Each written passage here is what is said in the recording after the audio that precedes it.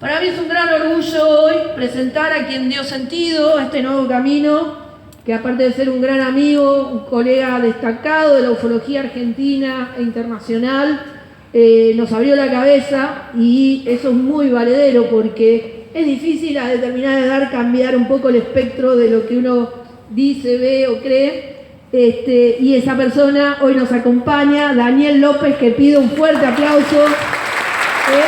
Bienvenido, Daniel, y gracias por darnos la oportunidad de ver las cosas de otra manera. Bienvenido. Bueno, gracias, Andrea. ¿Se escucha? Sí, te voy a estar mirando de acá. Hola, hola. Se escucha bien. Ahí va. Se escucha bien, ¿no? Sí. Bueno, por fin hoy voy a dejar de ser en la omnilogía solo una cara bonita. Espero que les guste la charla. Bueno, dos cosas antes de comenzar para que ustedes tengan una perspectiva. Muchas veces el fenómeno estudiado, analizado científicamente, parece lejano de nosotros, ¿no? Todos los fenómenos en realidad parecen lejanos de nosotros. A ver. Ahí está, ahí bueno. Hay que saber manejarlo. Y eso crea la idea errónea de que no somos parte, no podemos formar nada en el estudio de este fenómeno y que no tenemos incidencia. Quiero aclararles un término que es puramente científico. El hombre, la ciencia, cualquier disciplina, pero sobre todo la astronomía y la astrofísica, reconocen que del universo solo saben, o sabemos todos, el 3% de las cosas que ocurren. El 3%, aunque parezca que sabemos muchísimo, no es nada con respecto al análisis de todo aquello que no alcanzamos a ver ni a comprender. Porque hoy la ciencia reconoce que hay cosas que observa y no comprende. Cosas astronómicas, algunas de sencillo entendimiento y otras por las que tendríamos que tener un conocimiento un poco más elevado para comprender el total del enigma que está planteando. Ese 3% no significa que el restante 97% no se pueda manifestar. Y no es que se va a manifestar en el espacio oculto lejos de nosotros. Todo lo que no conocemos del universo es un evento extraordinario. Y entiéndanme la palabra extraordinario. No quiere decir divino, no quiere decir glorioso, sino que va más allá de lo ordinario y necesita develarse, necesita estudiarse, necesita investigarse. Y ese 97% puede ocultar o contener todas las cosas extrañas que al hombre lo inquietan. Conocimientos que parecen ocultos, fenómenos como el del tema de los ovnis que parece nunca se puede resolver, el tema de los plasmas, los fantasmas, cosas que pertenecen al cosmos de alguna manera y pueden manifestarse. Lo importante es saber y estar convencidos que nadie les puede negar a ustedes que estos fenómenos extraordinarios puedan ocurrir no solo en nuestro planeta, sino en el vecindario donde habitamos, incluso en el dormitorio donde dormimos. Porque el fenómeno es así, no tiene una preferencia. Los enigmas surgen y el hombre se ve obligado a enfrentarlos, a estudiarlos y a decir de qué se trata. Así ha progresado la ciencia. No se cree que lo primero en la ciencia fue una academia científica. Lo primero en la ciencia en nuestra historia fue la curiosidad del hombre frente a aquello que no podía explicar. Y es eso el trabajo que de algún modo el colectivo de la investigación civil está haciendo. Porque recuerden otro factor que hay que tener en cuenta, ¿no?, cuando hablamos de la ciencia. Hoy la ciencia y los estudios sobre estos enigmas se tienen que pagar. No van a encontrar científicos que por amor al arte entreguen su tiempo, no mantengan a su familia, no quieran progresar, si alguien no les da dinero para entender o estudiar o ir con sus instrumentos o compartir información. Todos tenemos un trabajo y el trabajo de la ciencia es ese. Para eso piden recursos, para eso piden financiamientos. Imagínense si la ciencia está renga muchas veces por no conseguir financiamientos. Imagínense a los investigadores de ovnis civiles, que tenemos que andar luchando contra el prejuicio y el juzgamiento permanente sobre nuestros trabajos. Ahora vamos a hablar de un tema apasionante que a mí siempre me ha gustado, que es el plasma o las luces extrañas, desde otra perspectiva, desde la perspectiva del hombre común. No vamos a entrar en un laboratorio, aunque sí vamos a hacer referencia del pensamiento científico en este orden, pero siempre recordándoles que lo que estamos estudiando en el fenómeno ovni integral no se eleva de la superficie del suelo de la Tierra más de 500 metros, salvo los casos donde los ovnis aparecen ante los aviadores, ante las Fuerzas Armadas de algún país. Pero son la mayoría fenómenos terrestres, muy cerca del piso.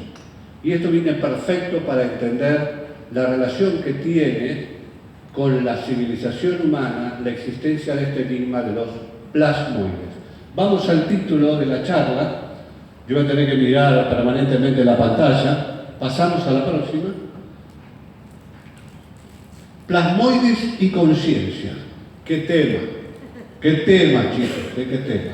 Me arriesgo a todo. Después de acá me pueden apedrear, tirar tomates o... Bueno.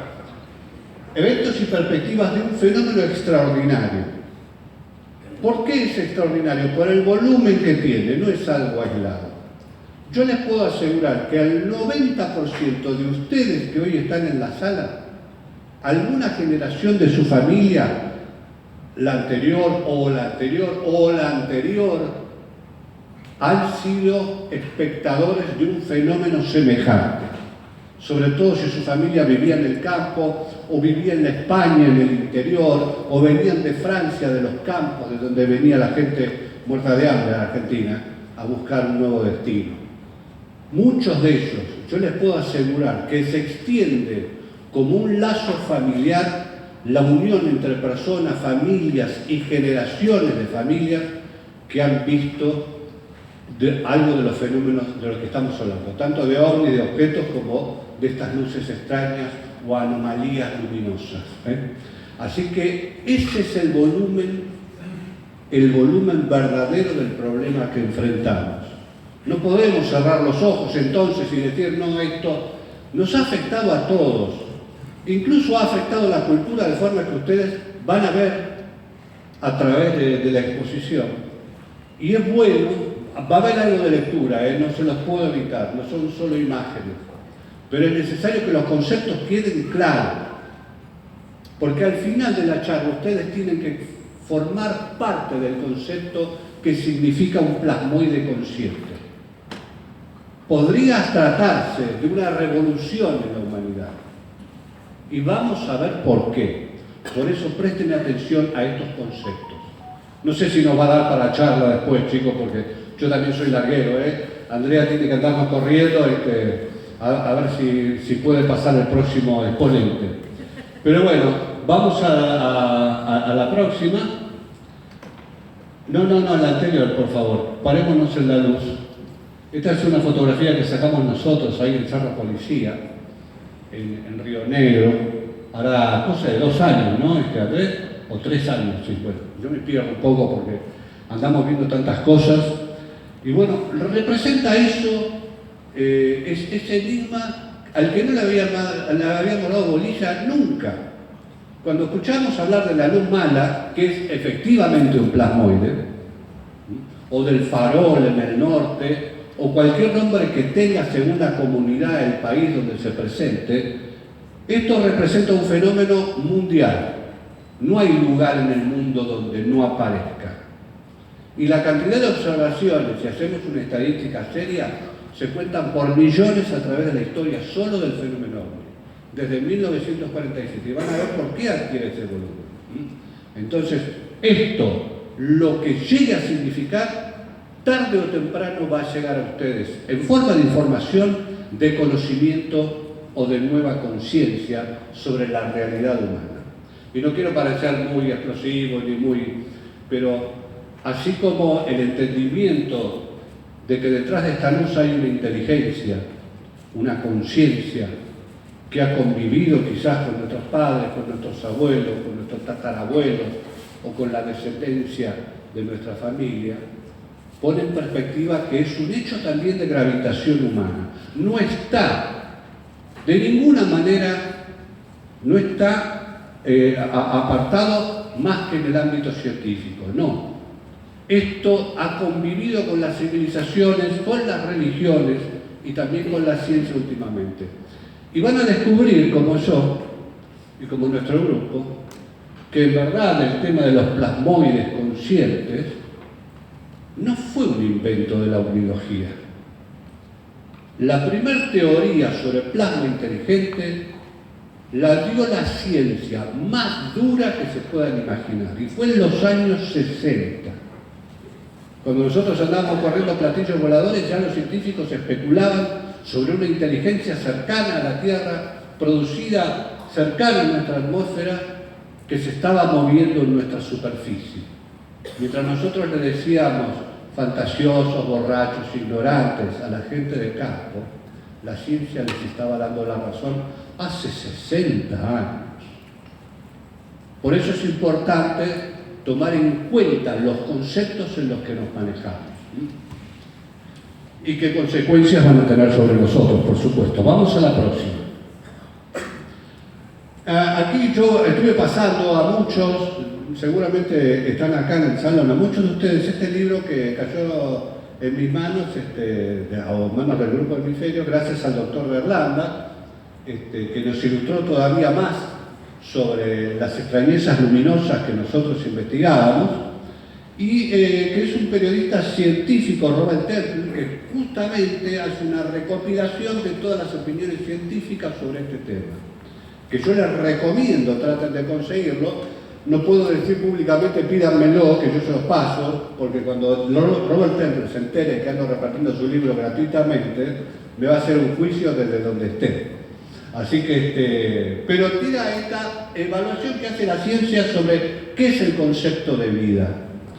No existe un conjunto matemáticamente preciso y universalmente aceptado de las cualidades definitorias de una entidad viva. Pero la mayoría de las explicaciones incluyen el crecimiento, la forma celular, la reproducción, la respuesta a los estímulos, la capacidad de recibir y procesar energía. Justamente todas cualidades que tiene el plasma o el plasmoide. Ya vamos a ver porque hacemos esta disquisición de términos. Vamos a la próxima. Esta es la Estación Espacial Internacional.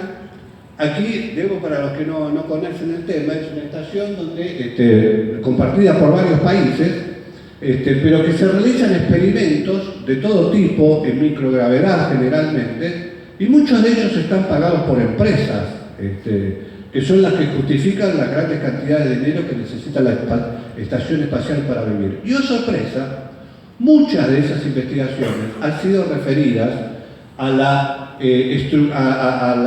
existencia de la estructura del plasma en condiciones de microgravedad, donde parece ser el espacio justamente el medio donde el plasma puede sobrevivir mejor, o por lo menos no pierde sus cualidades, ¿no?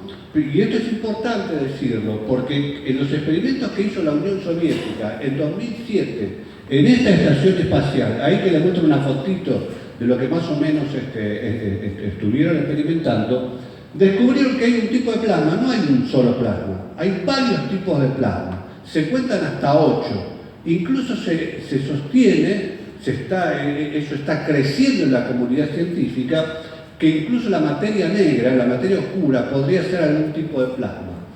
Trabajaron sobre un tipo de plasma que se llama plasma complejo polvoriento.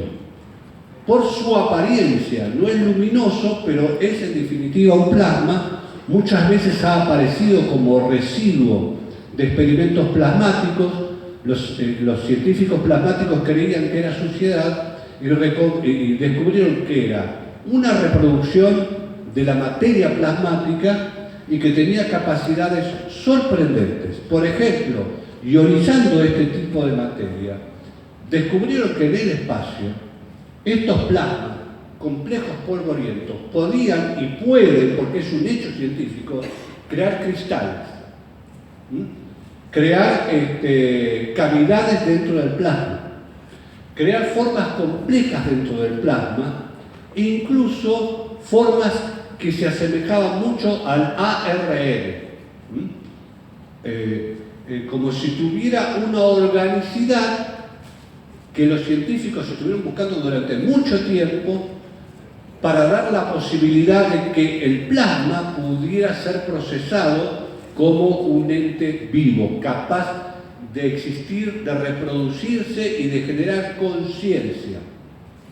El plasma complejo polvoriento, que es un poco la estrella de este tema de las luces y demás, justamente tiene esas propiedades y cree factible la existencia de vida porque los cristales de plasma pueden albergar información como una memoria cerebral, pero infinitamente superior.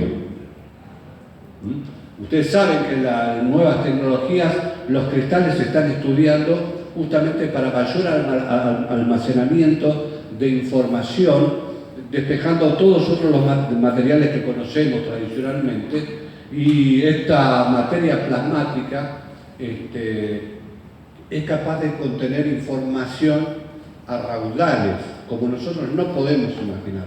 Ahora no les digo las características porque por ahí me confundo el número y todo. Pero vamos a la próxima. Me tengo que apurar porque si no... Y ahí, bueno, es lo que sosteníamos. Se realizaron experimentos sobre el plasma complejo polvoriento en microgravedad, produciendo dentro de su estructura cristales, espirales, cavidades y formas helicoidales semejantes al ARN. Esto es lo que dice la ciencia, no lo dice ningún ufólogo, chicos, para que entiendan. Nos basamos en hechos concretos para opinar después, en gran escala, lo que esto significa. Vamos a la próxima. Lean esto. Se concluye que las estructuras complejas de plasma autoorganizado exhiben todas las propiedades necesarias para calificarlas como candidatas a materia viva, inorgánica, que pueda vivir en el espacio, siempre que se cumplan, por supuesto, determinados requisitos. Esas condiciones les permiten evolucionar naturalmente. Lo dijo Vadim Tisovich, físico plasmático y miembro de la Academia Rusa. No lo dijo Daniel López.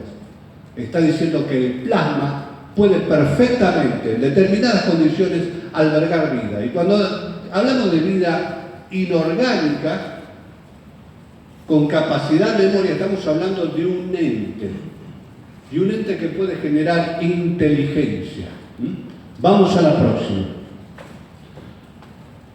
Cuando dice autoorganización, vean esto, porque el plasma autoorganizado. Observen, estas son frecuencias que se ponen sobre una placa de metal y se ponen determinados elementos, puede ser sal, puede ser polvo de materiales, etcétera, etcétera, y van a descubrir que en determinadas frecuencias, generalmente entre los 240 y los 3800 Hz, naturalmente la vibración produce esquemas complejos que son estructuras en enjambre, tal como se les llama, que instantáneamente, sin ningún esfuerzo, demuestra que la materia lleva dentro de su condición universal la capacidad de producir dentro de la autoorganización formas complejas, muy complejas, que justamente en el espacio y en el plasma se producen con rapidez. Para que ustedes entiendan el proceso, la autoorganización también fue vital para la creación de los seres humanos, a través de la organización de los elementos, de las moléculas, del alineamiento biológico, un montón de temas, que para producir vida inteligente en la Tierra, o sea, nosotros, vida inteligente hay, pero hablamos de nosotros, tardó 1.000 millones de años, aproximadamente, desde los primeros esquemas biológicos, microorganismos, hasta llegar al hombre. Este sistema en el espacio puede producir el mismo efecto en segundos. Es una de las condiciones del universo. Así que presten atención porque suceden procesos como el de la autoorganización que demuestra que ya viene la materia, sobre todo estamos hablando de partículas subatómicas, no aquellas que están encerradas en un átomo, que es el origen del plasma, que pueden crear sistemas complejos en donde puede fructificar la vida tal como sucedió con nosotros. Vamos a la próxima. Plasmoide. Ahora vamos a hablar de los plasmoides.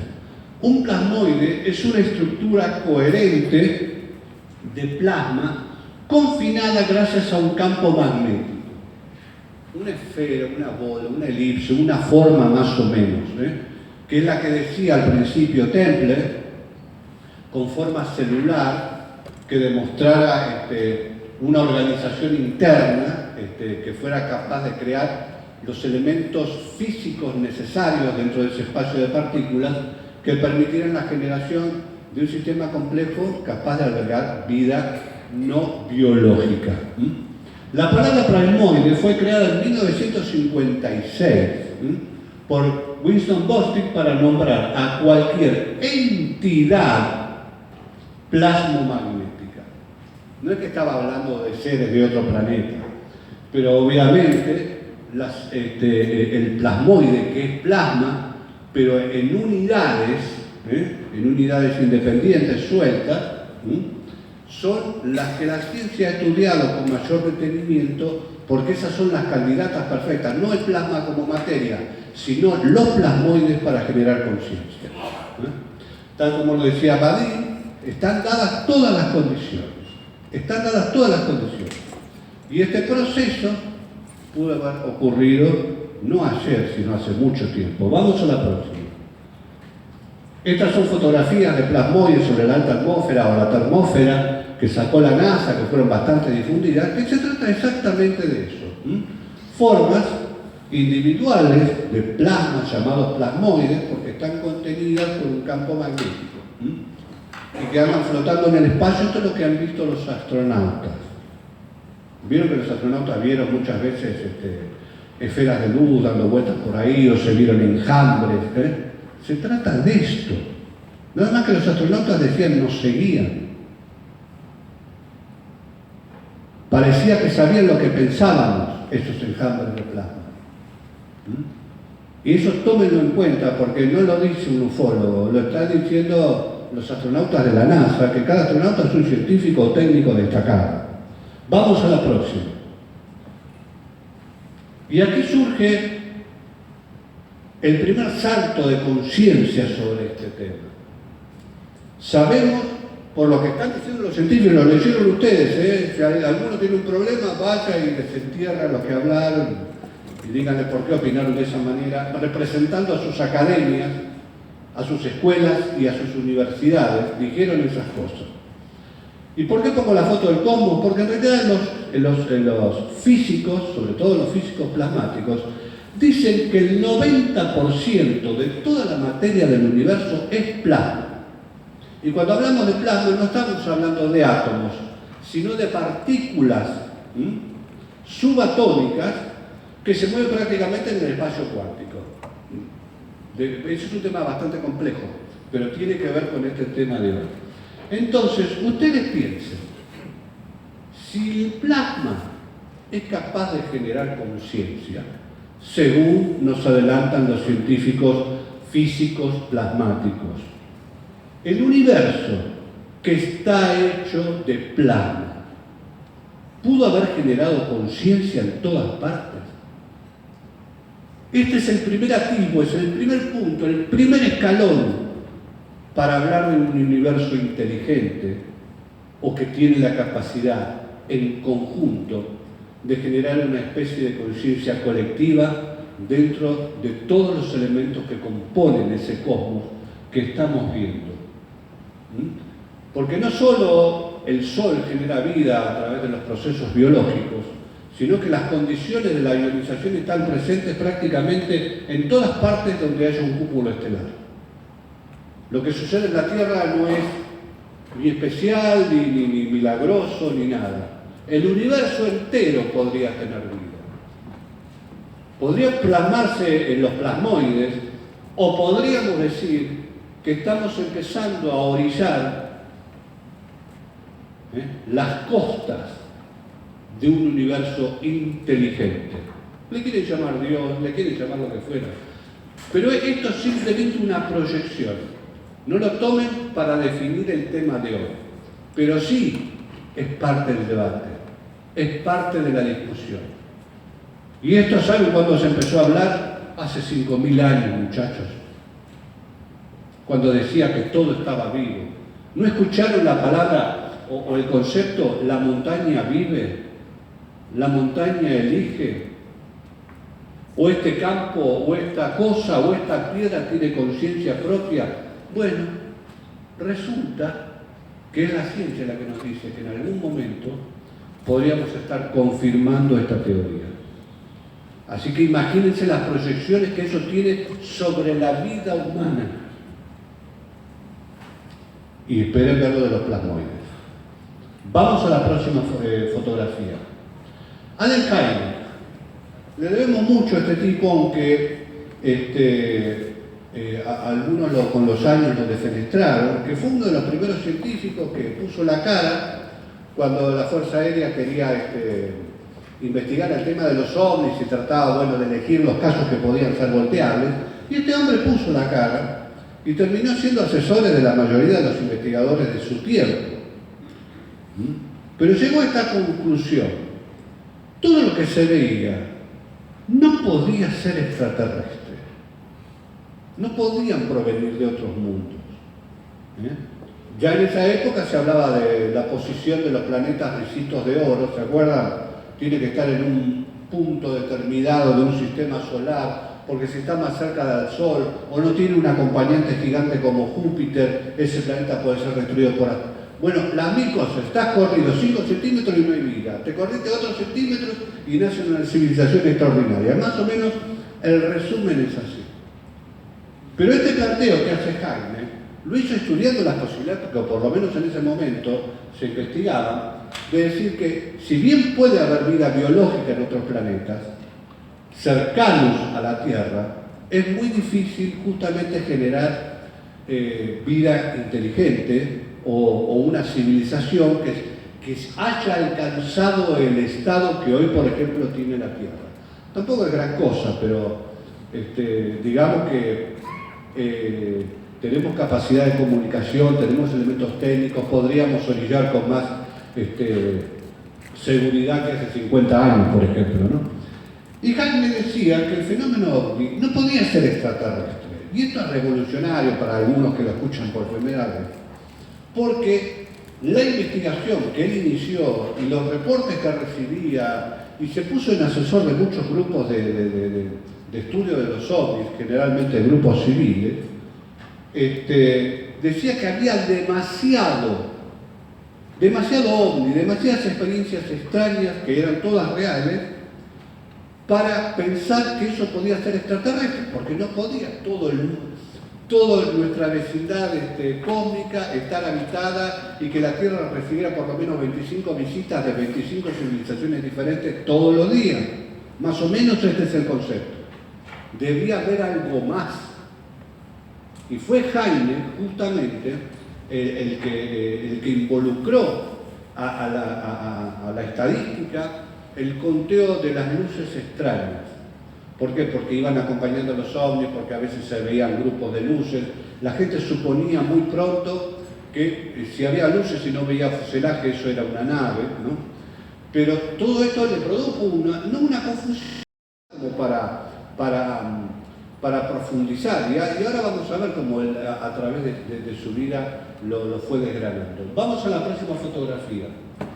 Recordemos que la primera observación conocida del fenómeno OVNI fue un platillo, una serie de aparentes naves extraterrestres, y esto fue un modelo perfecto. Es una nave, debe contener una vida antropomorfa, inteligente, debe proceder de alguno de los planetas vecinos, debe haber superado las leyes físicas, en fin, debe ser una civilización avanzada. Entonces se tomó que todo lo OVNI, que era mucho más complejo que eso, era una nave extraterrestre. Y ahí nos implantaron, o se implantó naturalmente, la idea de que todo cachorro que vuela es un OVNI, cuando el fenómeno OVNI es mucho más amplio que eso. Entonces, claro, a la ciencia le vino de 10 la excusa del platillo volador. No porque no aparecieran, no fuera una mentira, aparecían exactamente. Pero más rebatibles, porque si hay algo que no existe en el fenómeno OVNI como constante y como conducta, es dejar evidencia. Si hay un elemento elusivo en la humanidad que reta cualquier inteligencia humana, desde la científica hasta la del poblador del campo, es la elusividad del fenómeno. ¿Y nosotros qué pasa? ¿Cuál fue por ahí el error que nos llevó a concentrarnos 70 años en esta imagen? Justamente porque resolvía la mayoría de las preguntas que el común de la gente se hacía y era un elemento fácilmente rebatible, por lo cual los gobiernos mantuvieron durante muchos años la presión de que no era posible, porque la física no lo podía aceptar, porque no era posible que llegaran de otros lugares con tanta asiduidad, y tampoco la cantidad de observaciones era creíble. Los españoles publicaron en 1979, en aquella época, en un congreso de OVNI, que más o menos haciendo una estadística de todas las referencias y proyectándolas durante esos 40 primeros años del fenómeno OVNI, habían habido más de 70 millones de denuncias, de observaciones, de experiencias, de notificaciones, toda una madeja, un gigantesco cúmulo de información que tampoco era creíble. ¿Cómo puede ser que esto suceda? ¿De dónde salen estos objetos? ¿Son realmente extraterrestres? La ciencia no lo podía confirmar. Tampoco lo podía confirmar ningún investigador. Pero los ovnis tipo platillo aparecían. No estamos negando el platicismo. Pero, ¿qué pasa? En la estadística verdadera, los ovnis representan, los platillos propiamente dichos, representan un 5%, que según el año puede pasar un 10%, el 80% constante de las apariciones de ovnis están hablando de luces extrañas. El lucerío, los fenómenos alómanos luminosos ocupan el verdadero escenario del fenómeno OVNI. No esto. Esto, si yo voy a hacer lo voy a poner en papel rígido, voy a decir que representa la parte más ínfima del fenómeno OVNI después de los humanoides. Esta es la realidad. Pero también se vieron humanoides. Ahora vamos a empezar a jugar con las posibilidades del plasma a través de los casos que se han conocido y a través de la investigación de campo que arroja. Porque si yo les digo, ustedes obviamente tienen espíritus inquietos, por eso están acá esta tarde.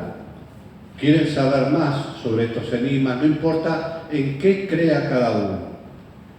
Pero es obvio que si yo digo se ven más luces malas que ovnis o platos voladores, la gente en general se va a sonreír porque no está en su cabeza. Esto dominó, el platillo dominó todo. ¿Por qué? Porque el platillo aportaba cierta seguridad a la conciencia del pueblo. Son metálicos, tienen gente, se ven humanoides, ya está. Cerramos el caso, no importa de dónde vengan ni cuando vengan con una prueba. Esto es, ya está.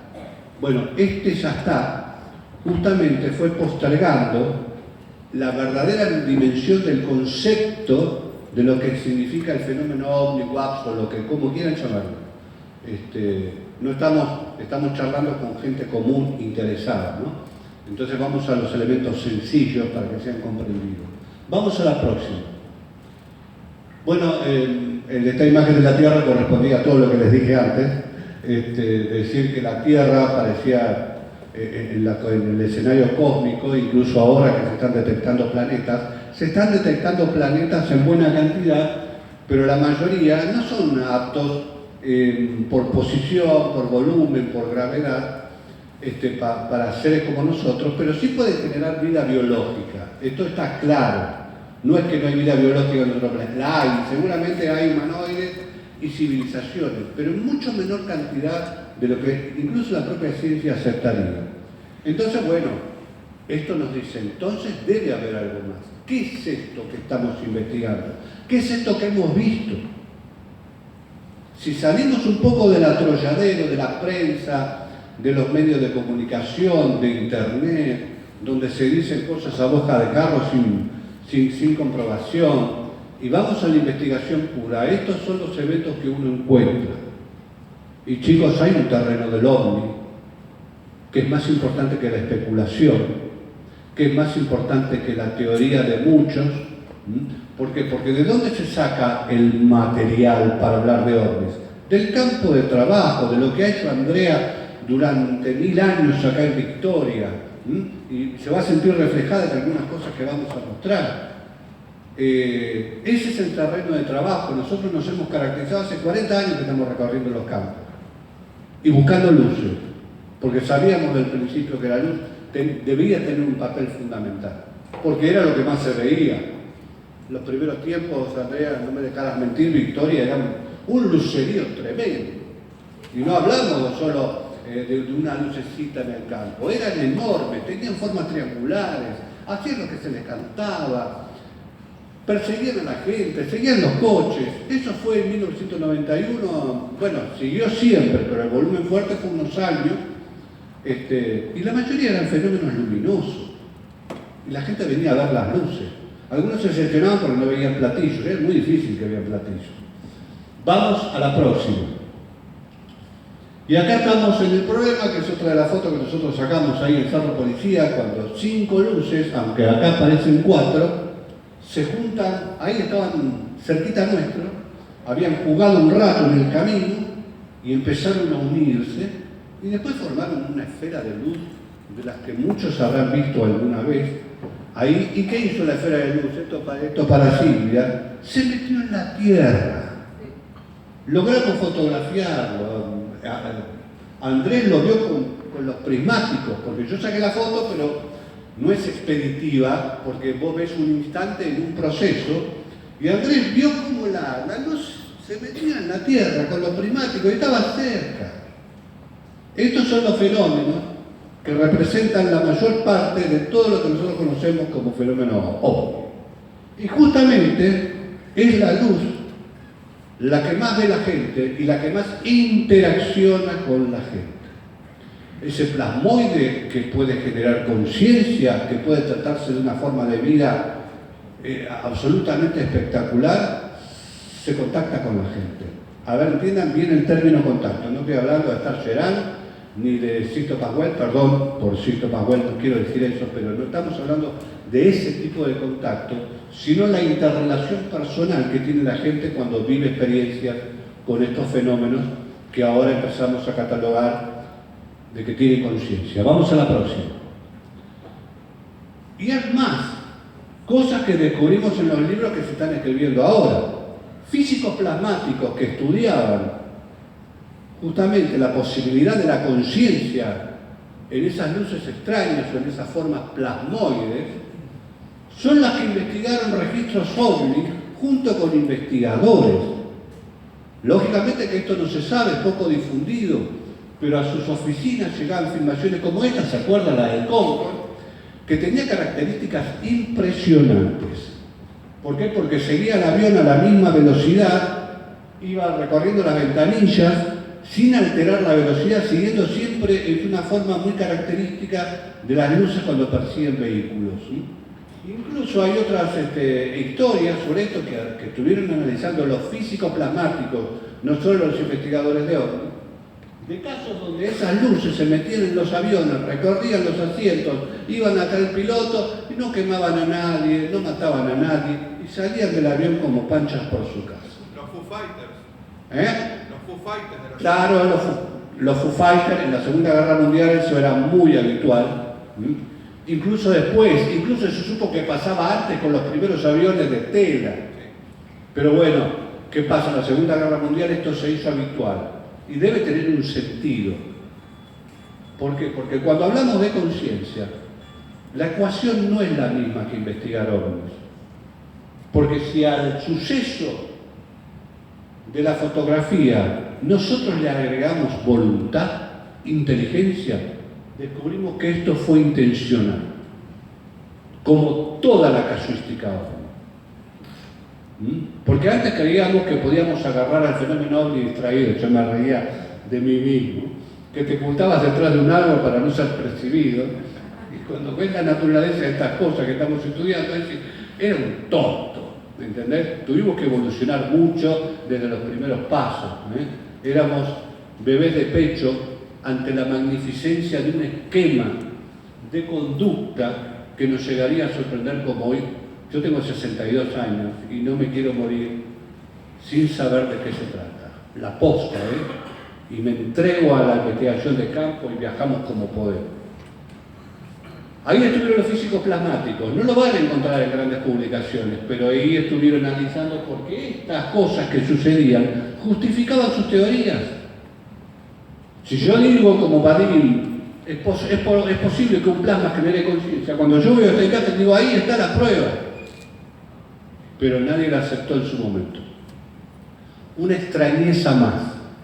Vamos a la próxima.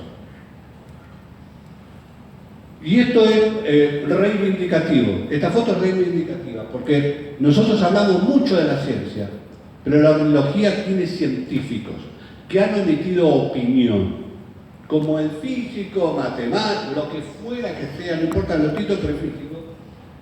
Ernst Strand, que estudió los fenómenos luminosos de Noruega y siguió la teoría de los plasmoides que se habían estudiado en los años 60, siguiendo justamente esa raíz.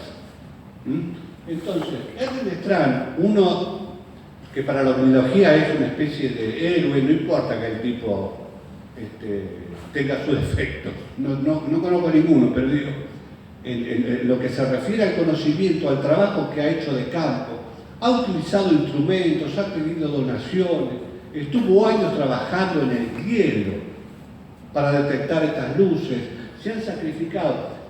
Y miren cómo son las cosas, que en los primeros tiempos del proyecto Gesdalen, que ustedes habrán escuchado mucho, el proyecto Gesdalen fue acompañado por los estudiantes de ovnis, los que estudiaban los ovnis y se sumaron al proyecto para aportar perspectiva.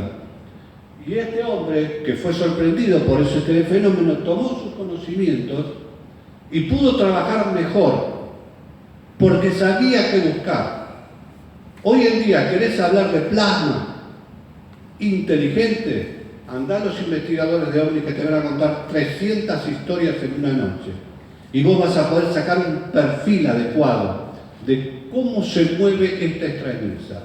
Lo hizo Ernst Strand, que representaba en ese momento a la Universidad de Oslo, y que pasó por un montón de comisiones y demás, y hoy vuelve al fenómeno Gesdalen, ayudado por Teodorani. Vamos a la próxima.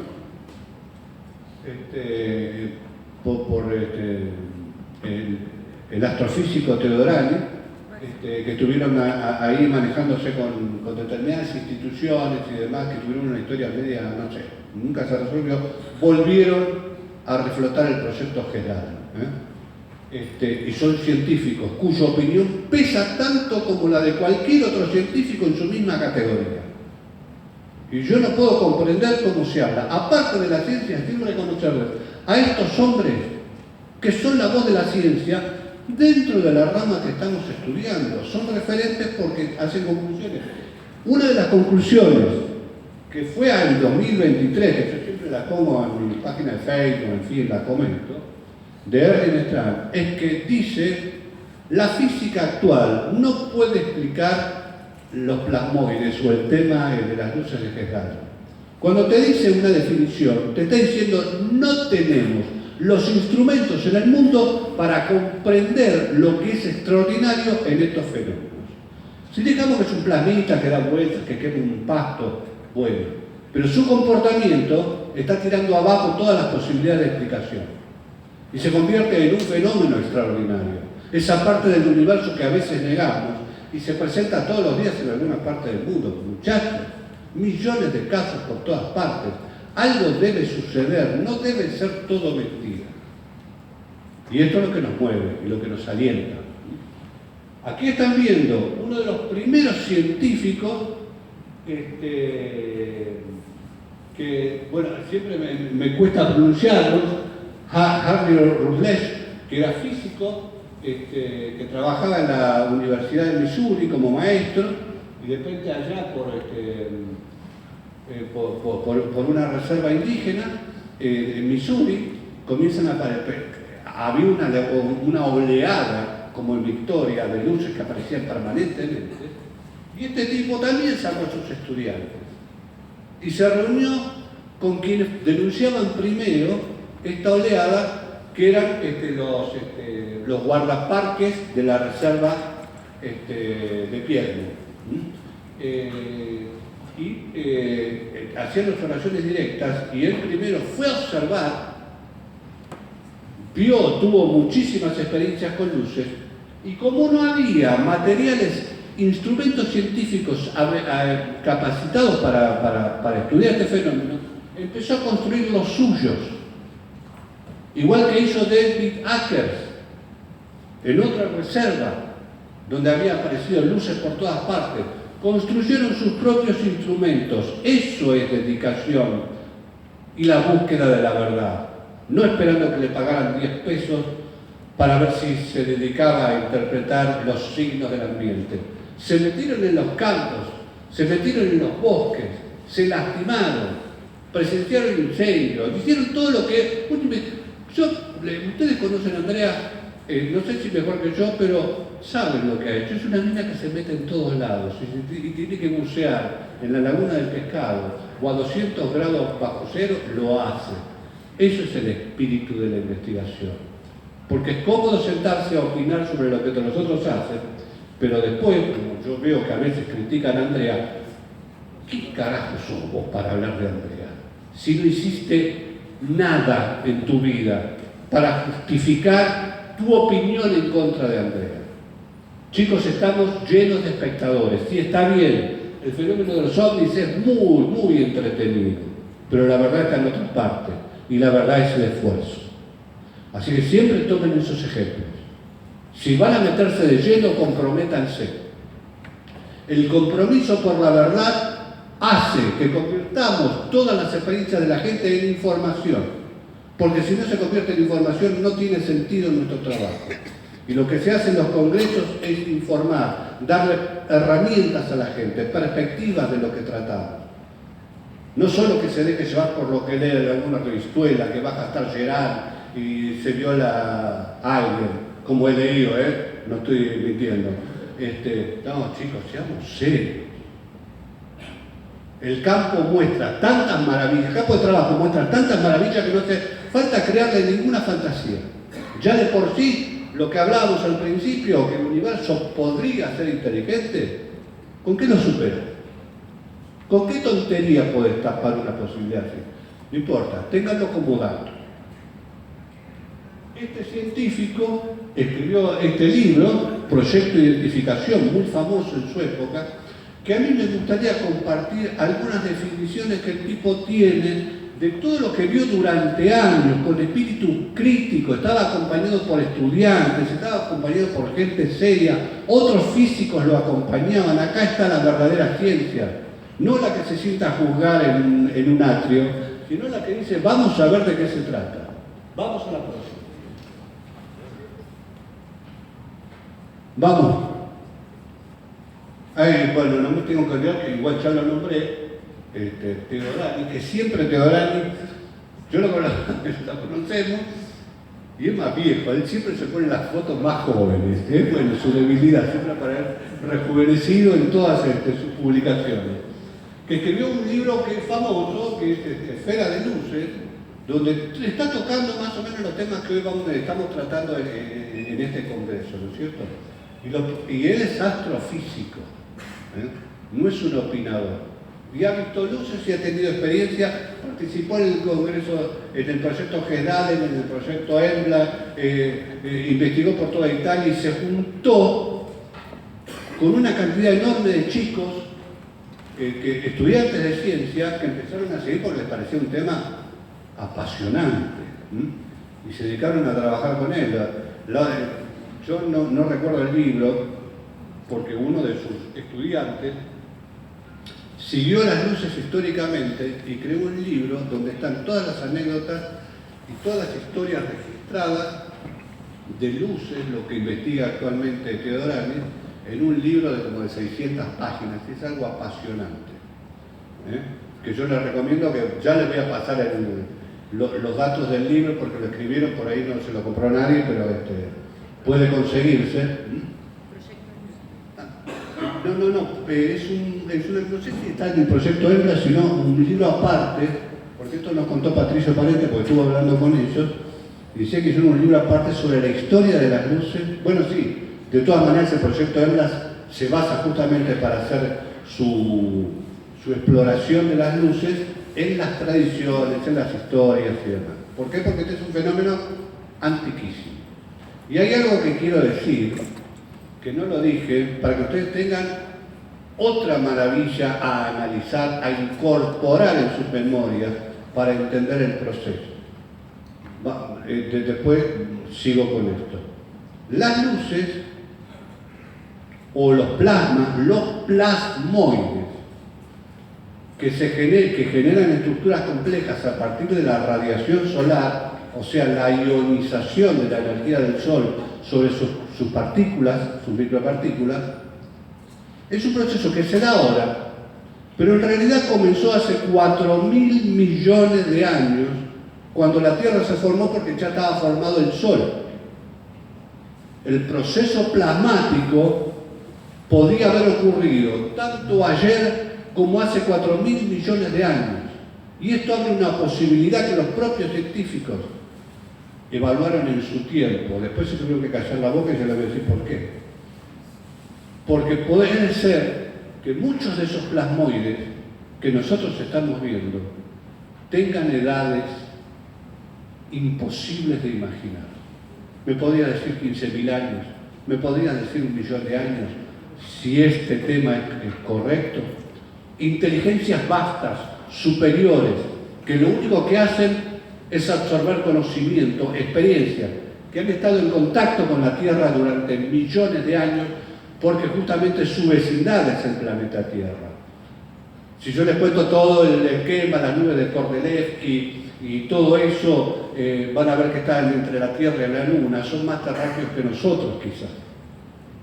Porque parece que ahí en ese cúmulo hay 2 cúmulos que flotan alrededor de la Tierra, cerca de la termósfera, la Tierra, y viven en la magnetósfera, según los estudios y los comentarios que he leído, y que podrían haber nacido los plasmoides hace cientos de millones de años. Ustedes imaginen una inteligencia o una conciencia que se ha nutrido de información durante ese periodo. ¿Cómo la podemos medir? ¿Cómo tan siquiera podríamos lograr una comunicación, pensar en un idioma, en una cosa de comunicación, si son algo semejante a dioses? Por el volumen de ese conocimiento, de esas capacidades que seguramente tienen, ya lo vamos a ver, y se enfrentan al hombre. ¿Ustedes creen que puede haber una inteligencia? Estas inteligencias de las que estamos hablando podrían ser las más antiguas del universo, por lo menos dentro de nuestro universo conocido. Y esas son las luces malas que veían los abuelos cuando les decían que estaban borrachos. Hay un significado ahí, un profundo significado humano. ¿Por qué el campesino? ¿Por qué las comunidades campestres? En todo el planeta, no estoy hablando solamente de la Araucanía y del norte argentino, estoy hablando de China, estoy hablando de Corea, estoy hablando de Japón. La mayoría de las interacciones de estos plasmoides conscientes son con gente sencilla. Y si vos comparás, no lo podrías creer. ¿Cómo la inteligencia más antigua del universo se va a contactar? Dejémonos de prejuicios.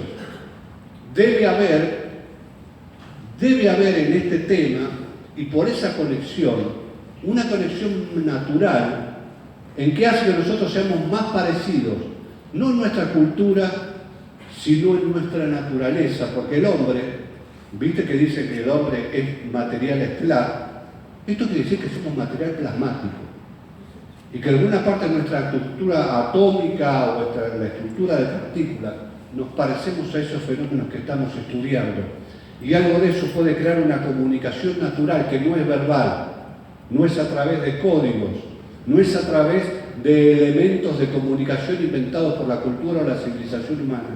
Hay una comunicación mucho más profunda, de la que hablaba, por supuesto, hace 5.000 años, y nosotros estamos volviendo a todo ese esquema. Vamos a la otra. Decía Roosevelt en su libro, los científicos físicos imparciales y desinteresados suelen medir las propiedades de la materia inanimada. Los científicos biólogos, médicos y del comportamiento, por otro lado, estudian inteligencias menores o iguales a las suyas.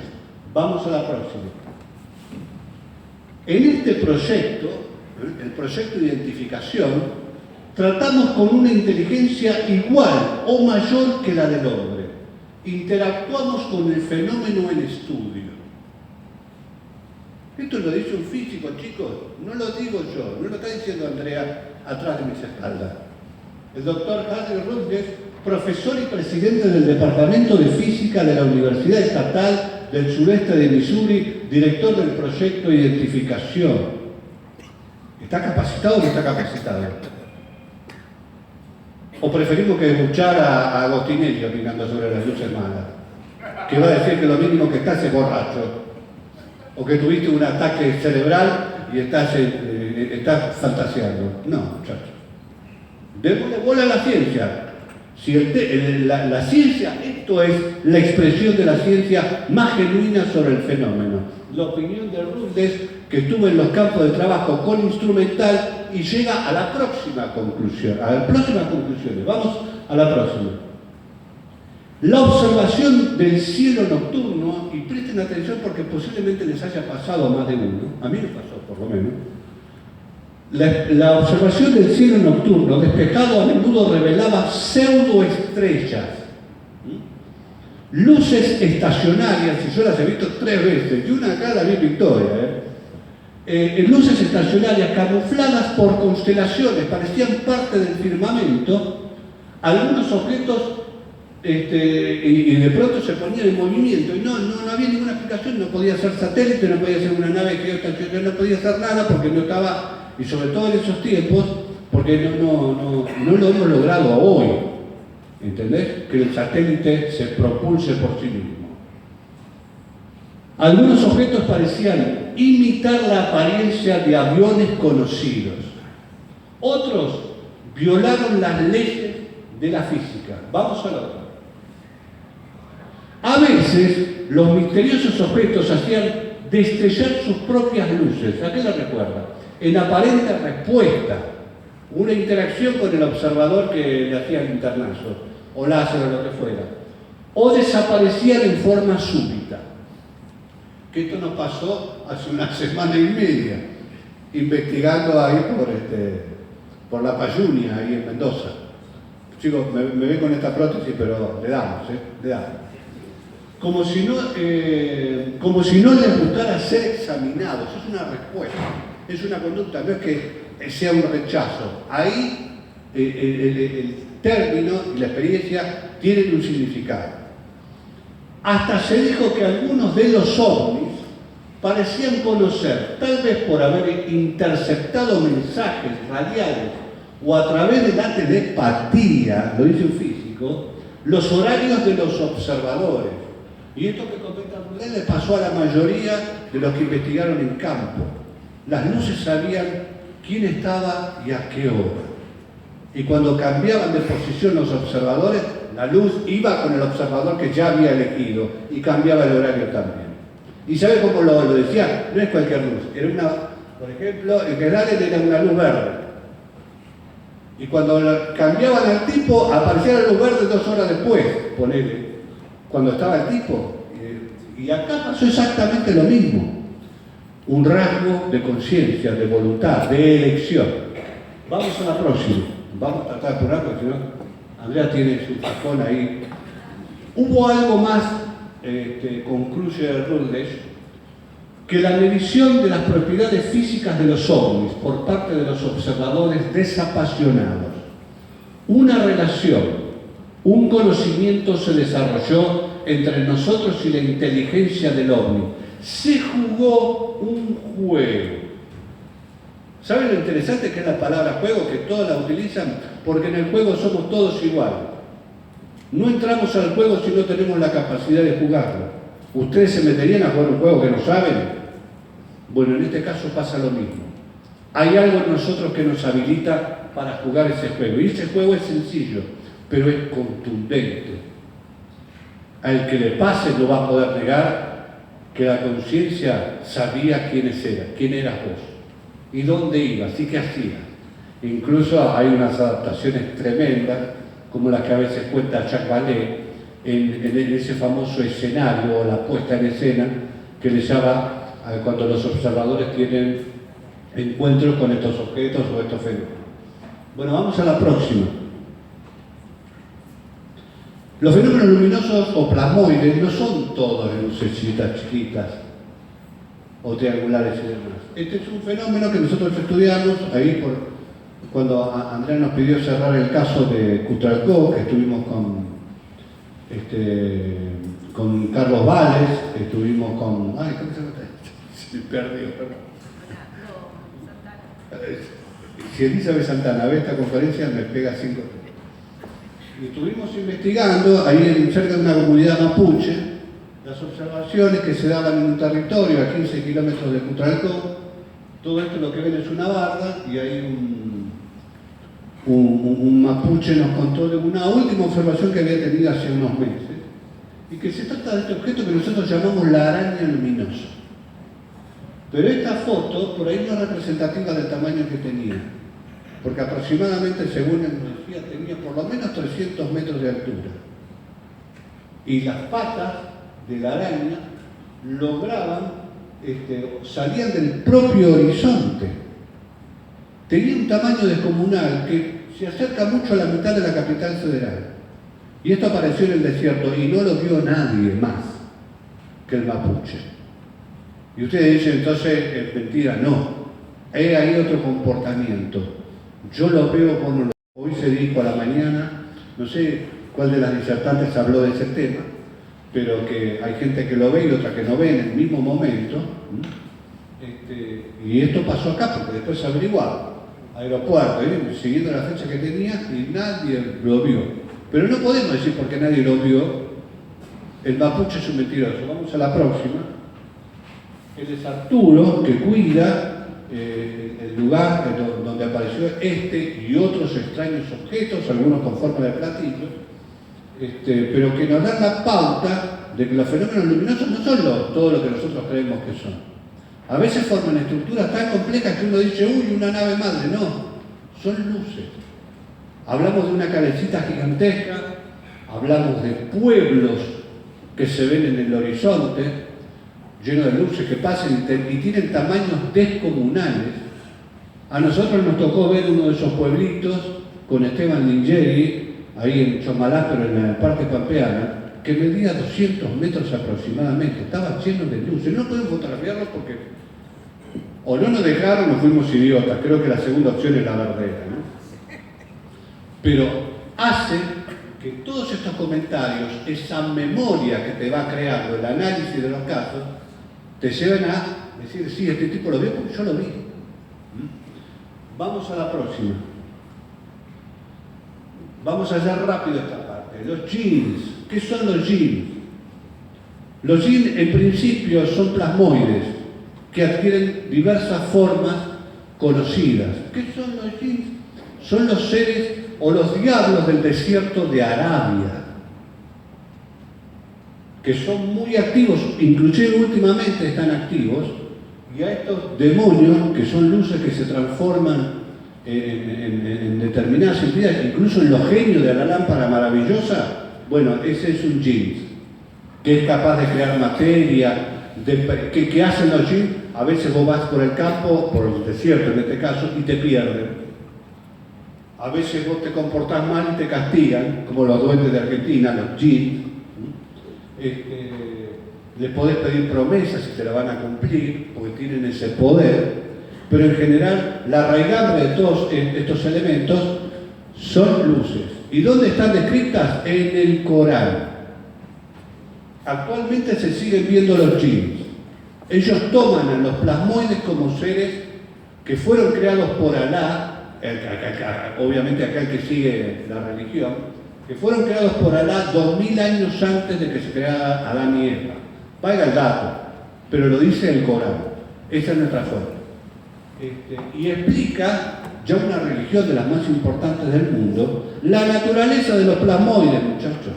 No importa que sea religiosa, no importa, pero hay un intento de racionalizar eventos reales y aparecen en un libro sagrado.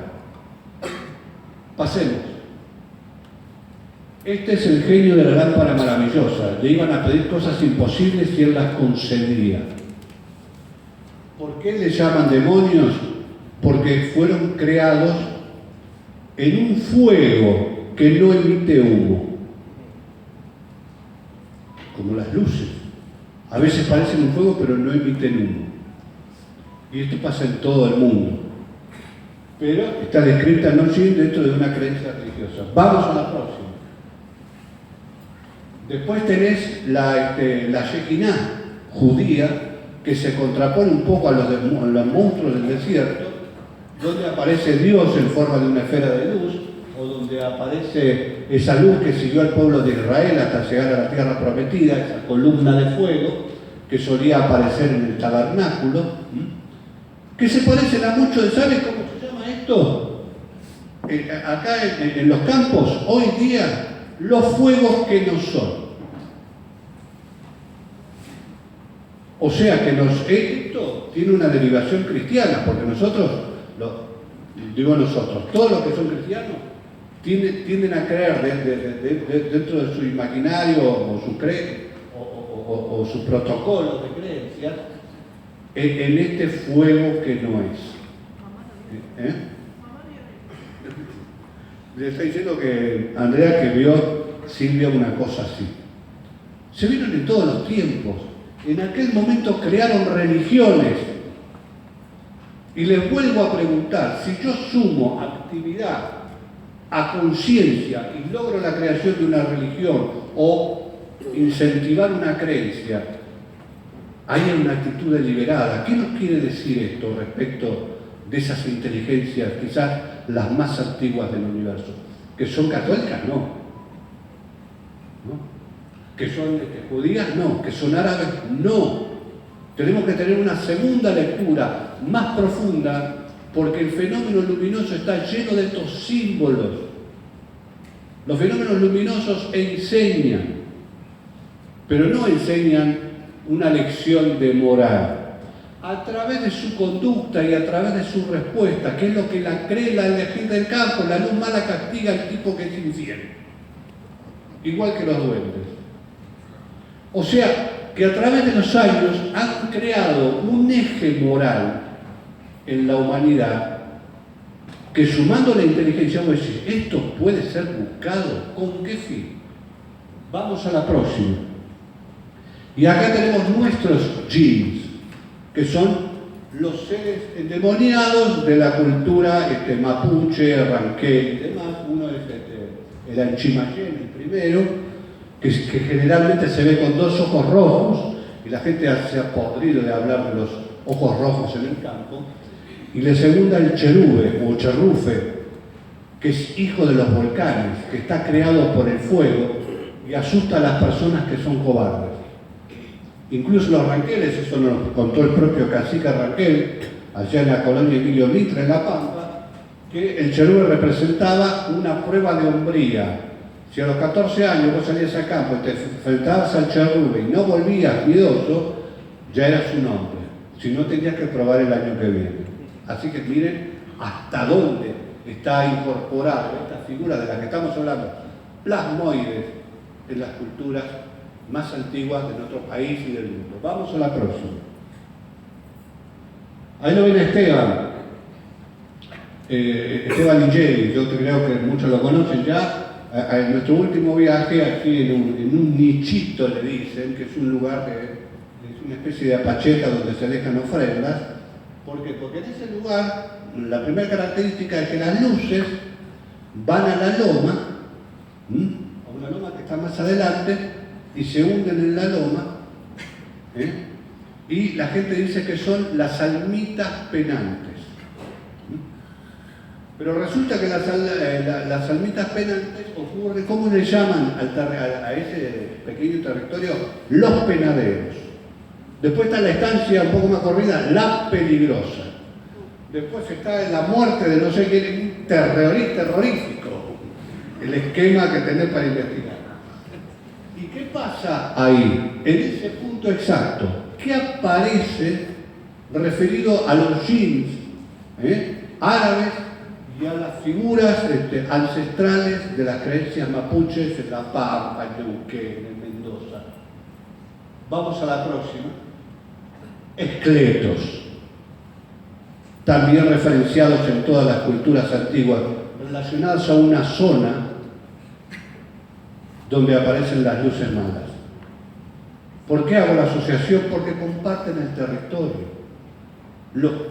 Fuimos a ese lugar, hace 30 años pasamos por ahí. Lo primero que nos dijeron un camionero, yo ahí no paro más, porque salieron 20 esqueletos y golpearon el camión.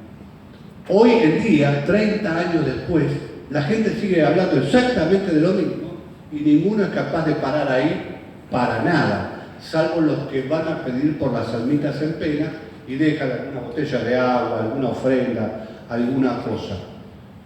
Pero estábamos haciendo la vigilia, chicos, estando ahí, hicimos la vigilia y teníamos miedo que aparecieran los esqueletos. Ustedes cuando están en esas soledades inmensas, esas noches oscuras, rodeados de un paisaje volcánico tremendo, hay que estar ahí, se los puedo asegurar. Acá somos todos valientes, pero salir de la laguna de pescado, estando sola frente a la laguna, ¿y qué? Porque uno piensa, si me aparece algo que me hace mal, ponele. Por eso hay muchos investigadores, conozco muchos investigadores, no por criticarlos, porque es algo natural el miedo, que no van a hacer vigilia porque le tienen miedo a las cosas que puedan aparecer. Pero esto, ¿qué demuestra? Es demostrativo de que las cosas suceden y a veces se expresan no de la forma que queremos, porque podemos pensar que las luces son pleyadianas y vienen a esparcirnos un conocimiento de amor. No, chicos, esto es una cosa diametralmente opuesta. Acá no hay muertos relacionados. Los secretos salen de la tierra, asustan a la característica que golpean los vehículos. ¿Y quién nos lo dijo? El policía de la zona, el chacarero de la zona, el maestro de la zona. ¿Qué pasa? ¿Acá están todos locos? ¿O ocurre algo que necesita explicación relacionado a los plasmoides? Sumen la inteligencia, porque donde hay una voluntad y hay una decisión de hacer algo, hay un mensaje ahí.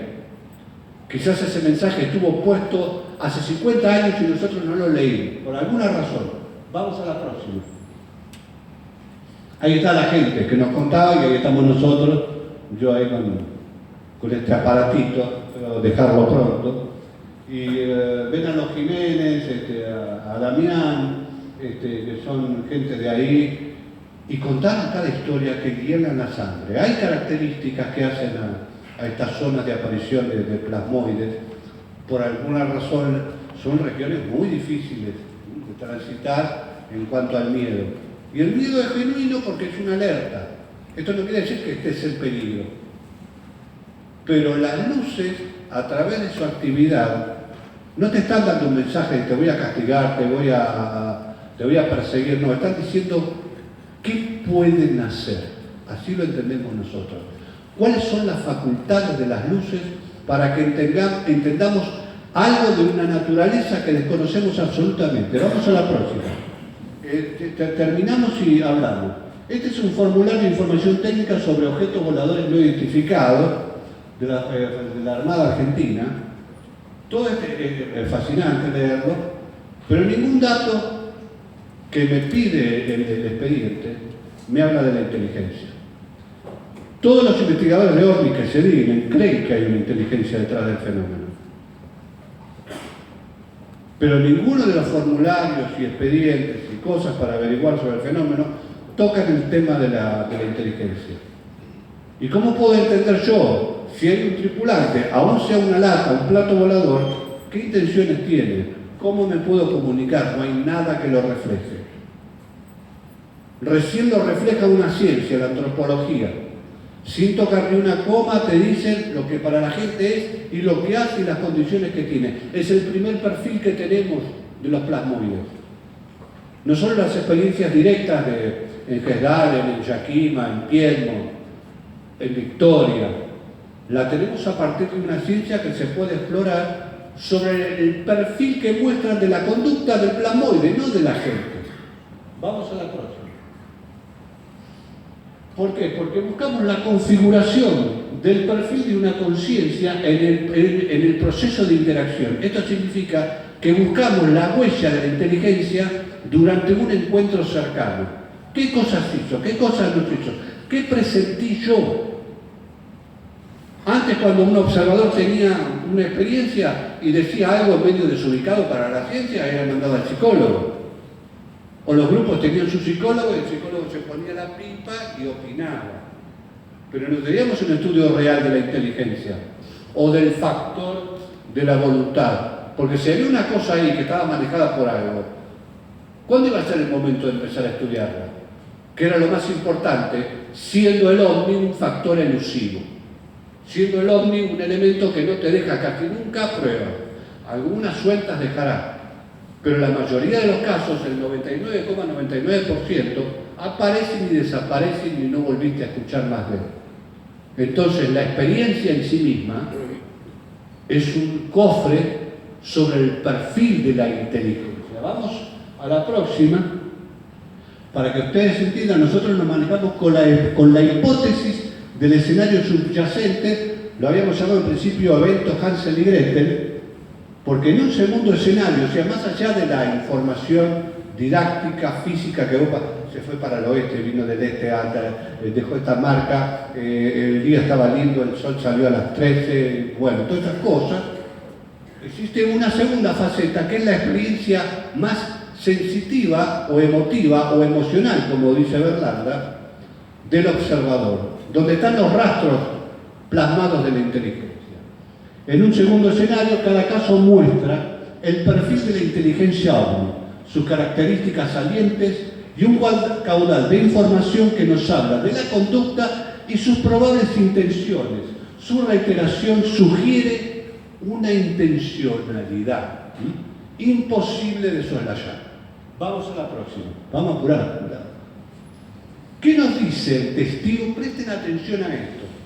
Porque estamos hablando de ustedes, de sus padres y de toda la gente que ha visto luces, ovnis y todo. ¿Podemos hacer un resumen de las conclusiones a las que se refiere cuando hablan de esa otra parte del escenario subyacente del plasmoide actuando frente al testigo? Bueno, decía la gente sobre lo que creen es algo vivo y que convive con ellos. A eso nos referimos a plasmoides. Vamos a la próxima. La primera. Yo puse un plasmoide, pero podría ser luz mala, podría ser el farol, podría ser fenómeno extraordinario, podría ser luces anómalas, podría ser fenómeno luminoso aéreo, lo que ustedes quieran. Pero desde ahora lo empezamos a llamar plasmoide, porque ya está definido qué estamos estudiando. Un plasmoide es capaz de reconocernos. Esto sucede a diario. De identificar objetos y pertenencias, o circunstancias y situaciones, tan profundo como eso. Siguen personas, autos y todo tipo de vehículos, en cualquier medio y circunstancia. Practica la elección. La luz elige con quién, cuándo, qué elementos van a componer una observación. Pero esto no es mi opinión, es la opinión de la gente. Es la conclusión que saca la gente común, en el campo, en la ciudad, donde fuera. practica la elección, da la impresión que lee el pensamiento. Esto lo dijeron hasta pilotos, chicos. El pensamiento, y esto crea la certeza que sus movimientos son estudiados y planificados, tanto en su desarrollo como en sus consecuencias. Tienen una contemplación del espacio-tiempo absoluta. Incluso sus procesos de maduración pueden tardar años, pero son seguros. Vamos al próximo. Seguimos con esa percepción de la gente. Un plasmoide sigue patrones muy precisos. Suele tener horarios, es cierto, fundamentalmente cierto, territorios y puntos de salida, a veces en días fijos y durante los meses de invierno. ¿Y saben cuáles son los días fijos? Que es increíble, ¿no? El día de la magia. Aparecen los martes y los viernes con más asiduidad que en otros días. Mucho menos los fines de semana, pero mucho más los martes y viernes. Lo hemos comprobado porque un día martes completo, desde la hora 0 a la 24, vimos 8 objetos en La Pampa. Digo, esto confirma que hay una tendencia al martes. Por algo, históricamente, todas las culturas, los días martes y viernes son los días de la brujería, del santo, del rezo, o de prender el laurel, o de prender el incienso, o de ir a la iglesia. La gente se prepara espiritualmente al día mágico. Y son estos días mágicos donde el fenómeno estadísticamente lo demuestra. Y le hablo de estadísticas no solo a las nuestras, sino en... Vos agarrás y el día martes es permanente. No digo que el otro día no, pero sí. Puede perderte, así como guiarte en el camino, en la profundidad de la noche. La luz puede guiarte si estás perdido. También te puede perder. Y otras tantas, sus señales te advierten y te salvan la vida. Agreguen en este comentario de la gente la voluntad y la inteligencia y la conciencia del plasma. ¿Qué nos quiere decir con estas actitudes? Vamos a la próxima. Un plasmoide puede seguirte durante horas, pero se detendrá en la puerta de tu casa y muy rara vez penetrará tu refugio.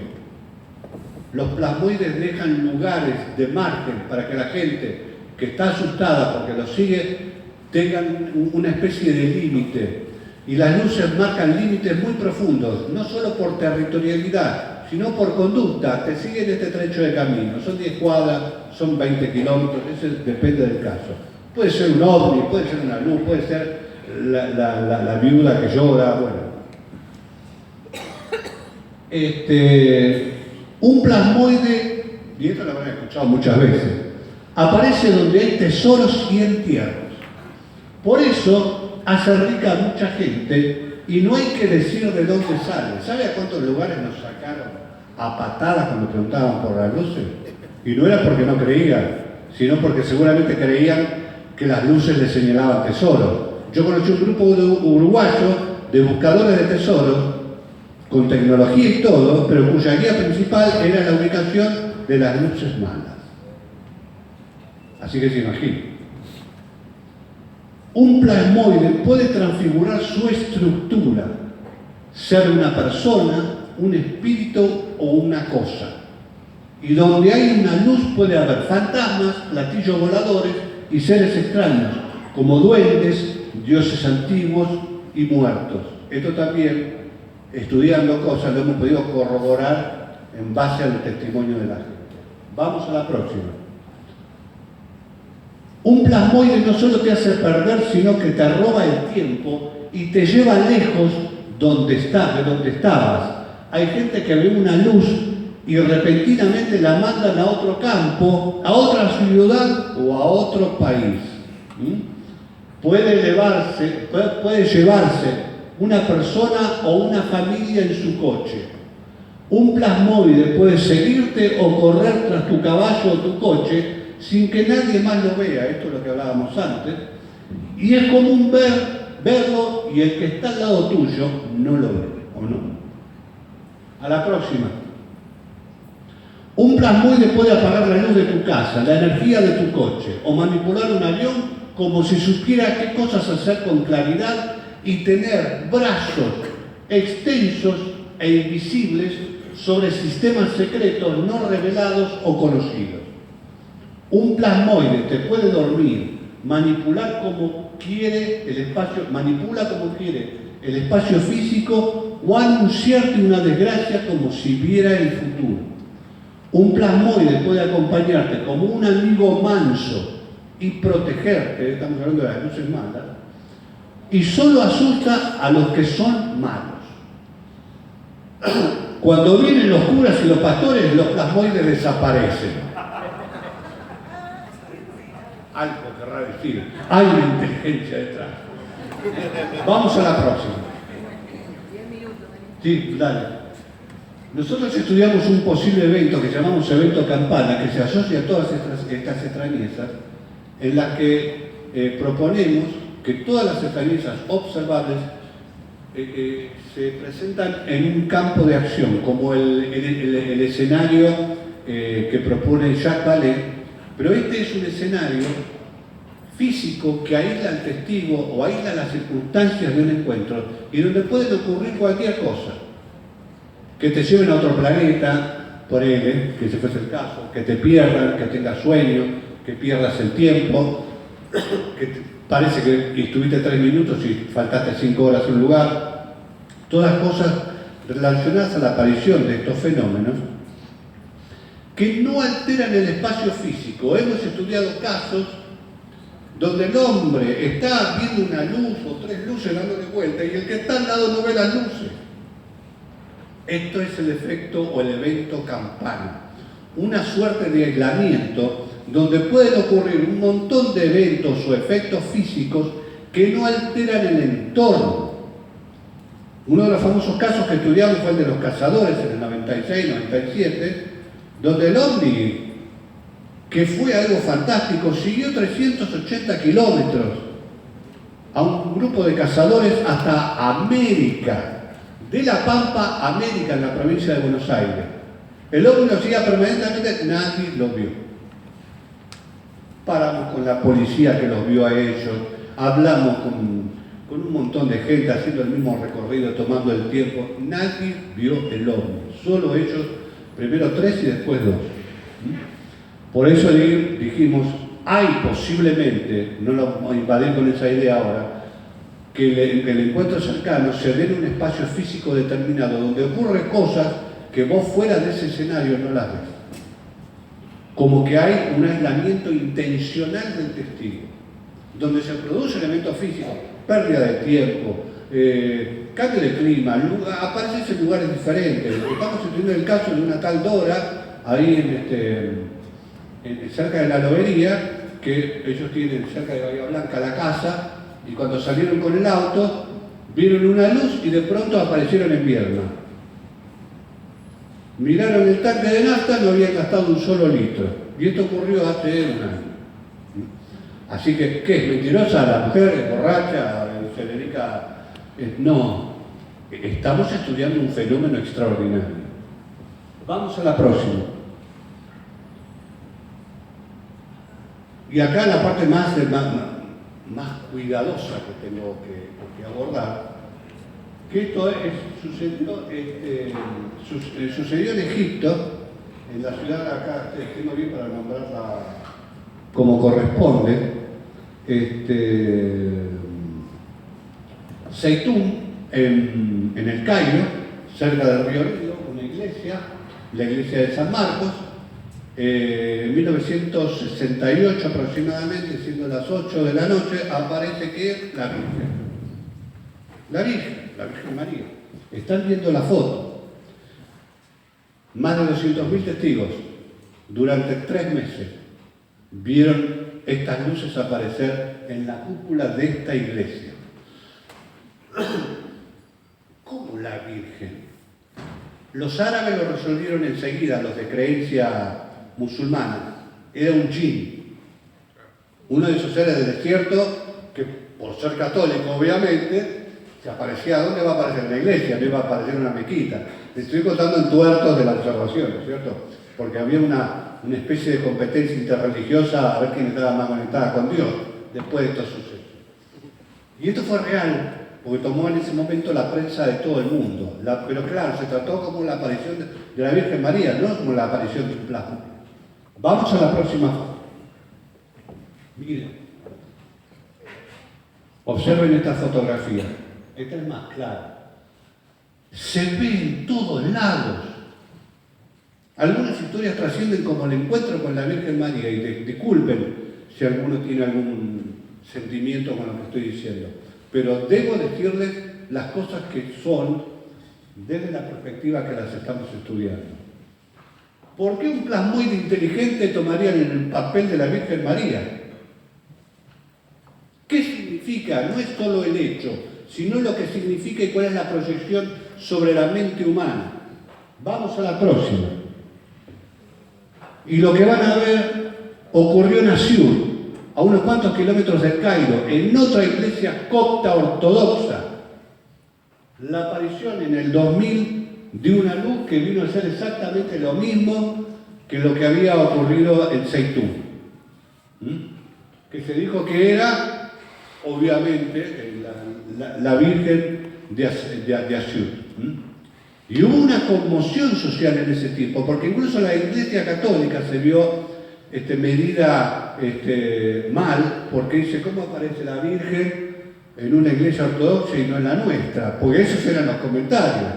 Hasta que fue llamado a una investigación el Papa Copto, que es el Papa de la Iglesia Copta, y tuvo que declarar que los hechos eran ciertos y llevar materiales.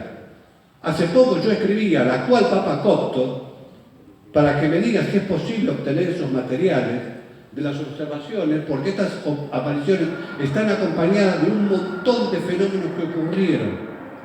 Incluso el movimiento del ejército egipcio ante la primera aparición de la Virgen, que se recorrió más de 100 kilómetros tratando de encontrar aparatos que hicieran una proyección que pudiera explicar el fenómeno, y no lo encontraron.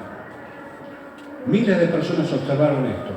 Y la última aparición, gracias a un amigo que tenemos que estuvo ahí por Egipto, ocurrió hace exactamente 5 meses. Pero no salió en la prensa, porque como hay mucho quilombo en Medio Oriente, la aparición de la Virgen, del plasmoide, puede ser conflictiva. En esta situación de enfrentamiento entre judíos, cristianos, católicos, en fin, todo este lío que hay por las crisis que siempre hay en Medio Oriente. Vamos a la próxima. Y hay una comparación. La foto de la Virgen, otra foto del periodo del Zeitún, otra foto que se sacó en Argentina cerca del Valle de la Luna, una foto nuestra y la foto que toma la NASA. Son los mismos. Son los plasmoides manifestándose en escenarios conflictivos.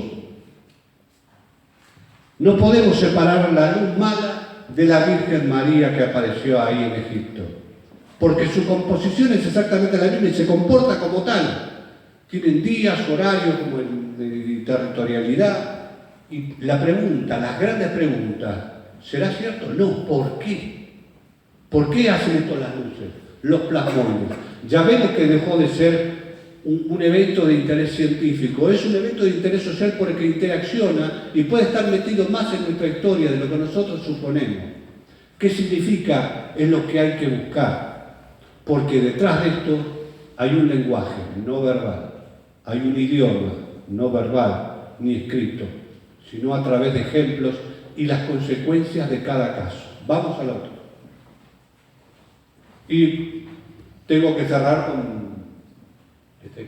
este aparatito que es un detector de fantasmas que nos prestó Vale cuando nosotros reiniciamos las investigaciones del campo con parte del nuevo grupo Hemisferios. Y es un aparatito que mide los campos magnéticos, mide los radares, determinadas frecuencias de baja frecuencia. Y dijimos, bueno, vamos a ver qué captamos, ¿no?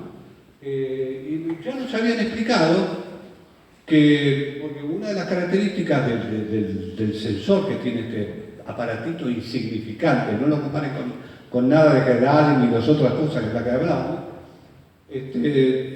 porque no tenía registros durante el día, y yo empezaba a tener registros durante la noche a la hora de la oración. Y empezaban registros que no sabíamos qué significaban, aunque vos pudieras leer los gauss en que funcionaban. Y nos explicaron que, bueno, de día, frente a la proyección solar de los haces del sol, confunde mucho a los detectores. Por eso los detectores en general, en defensa, son aparatos increíblemente carísimos para evitar la interferencia de las propias radiaciones y frecuencias del sol. Que esto también abre otra posibilidad, pero bueno, no vamos a llegar a eso. Y dijo, vamos a probar. Espero que tenga sonido. Vamos a la próxima. Debo recordar que la Comisión Nacional de Comunicaciones, según este informante, tenía en algún momento, creo que este organismo desapareció y después apareció otro, tenía entre sus adquisiciones una Traffic que tenía aparatos carísimos de primera generación que podían discriminar de dónde provenían las ondas electromagnéticas, las radiofrecuencias y demás dentro de ese camión por el tema del narcotráfico, comunicaciones satelitales y todo un tema estratégico, porque dice que ahora, en estos últimos años, hay tantas ondas provenientes de los satélites de defensa que te mandan microondas, radiofrecuencias y demás, que confunden todo. Entonces nunca en el campo de trabajo, aunque sea de noche, tenés una lectura segura. La única seguridad de una lectura es que la lectura sea durante la aparición del fenómeno, no antes y no después. Esto tenemos que tenerlo en cuenta para los que estamos tratando de verificar alguna de esas cosas. Esta camioneta, yo siempre digo, hay que ir a buscarla donde esté, porque debe estar inactiva y hacer como en Volver al Futuro 3. Agarrar la gente y decir, arriba las manos, esto es un experimento científico, ¿no? Porque es tecnología para tener. Miren, la investigación de ovnis no es deficiente, es cara. Ninguno de nosotros, investigadores civiles, tiene un peso para adquirir la tecnología que pudiera estudiar los ovnis, como han hecho en otros lugares del mundo. Y nadie está dispuesto a tener un peso. Y el Estado, si todavía tiene este aparato sofisticado, que parece que está oculto en algún lado, nunca nos lo va a prestar. Entonces nuestras deficiencias no solo son intelectuales, que podrían ser, yo me considero bastante deficiente en ese sentido, pero no podemos hacerlo porque es inaccesible la tecnología, y lo ha sido siempre. Entonces, que la gente no le exija al fenómeno, no al fenómeno, sino a la gente que lo investiga, cosas extraordinarias porque no se pueden.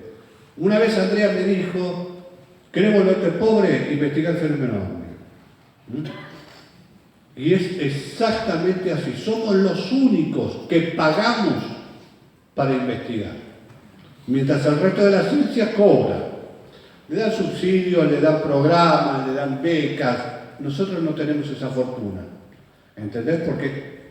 Y no es que no haya gente capacitada, hay prejuicios sobre esa barrera. Vamos a la otra. Bueno, este aparatito detecta la radiación del teléfono celular y campos electromagnéticos de frecuencias extremadamente bajas, incluye sonda remota para facilitar la visión. A veces van con esos aparatitos para ver dónde están los radares. Vamos a la próxima. Una de nuestras detecciones.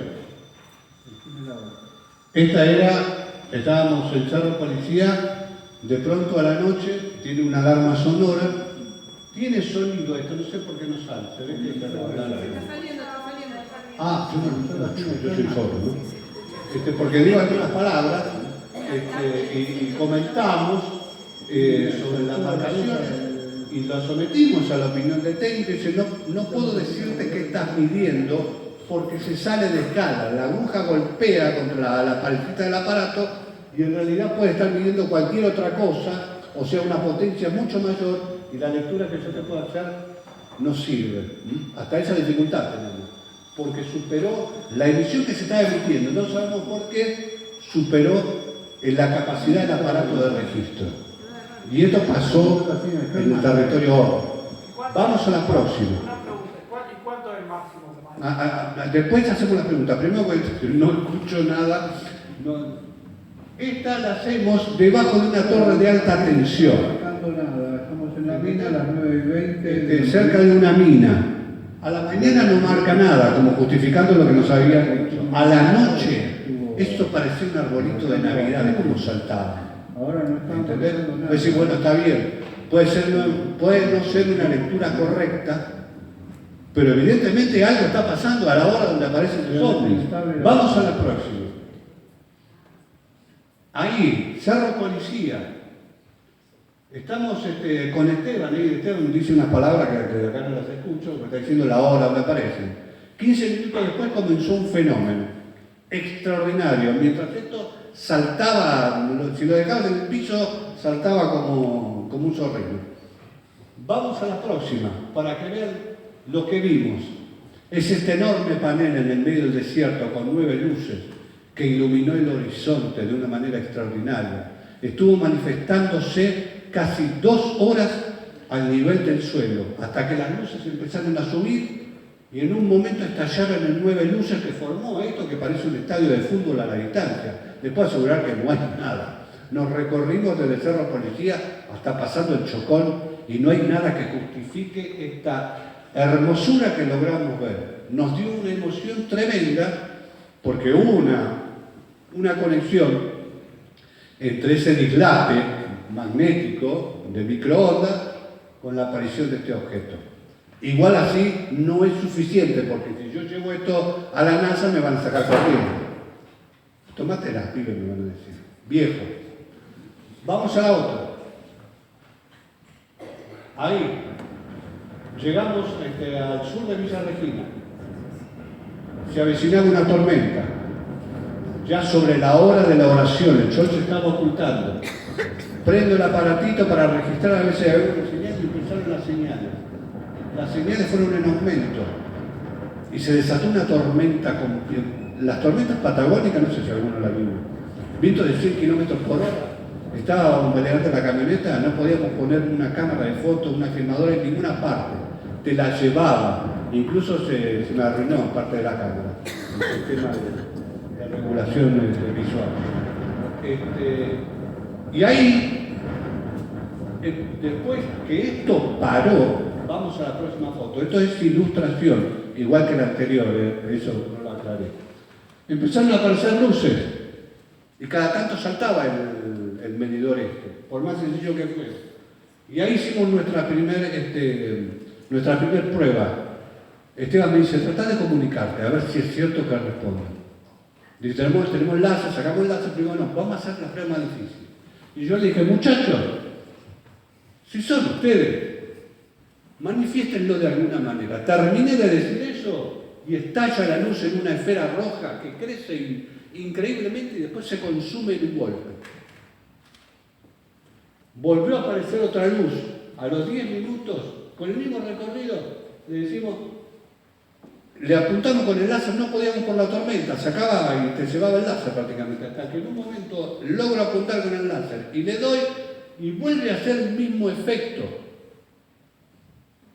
Y después que dejamos de hacer esto, las luces desaparecieron. No volvió a aparecer nunca más. Y el sensor, bien, gracias, no dijo más nada. Así que, ¿esto qué es? Una prueba científica, no, chicos, es muy sencilla, pero demuestra que con el instrumental adecuado podemos llegar a entender el escenario que se produce de todas las frecuencias posibles durante la aparición de estos fenómenos inteligentes que nos respondieron al pensamiento y al láser. Vamos a la próxima. Acá, lo último, hace una semana y media. Ahí en los penaderos, esperando que aparezcan los esqueletos. Cerca mío aparece una luz.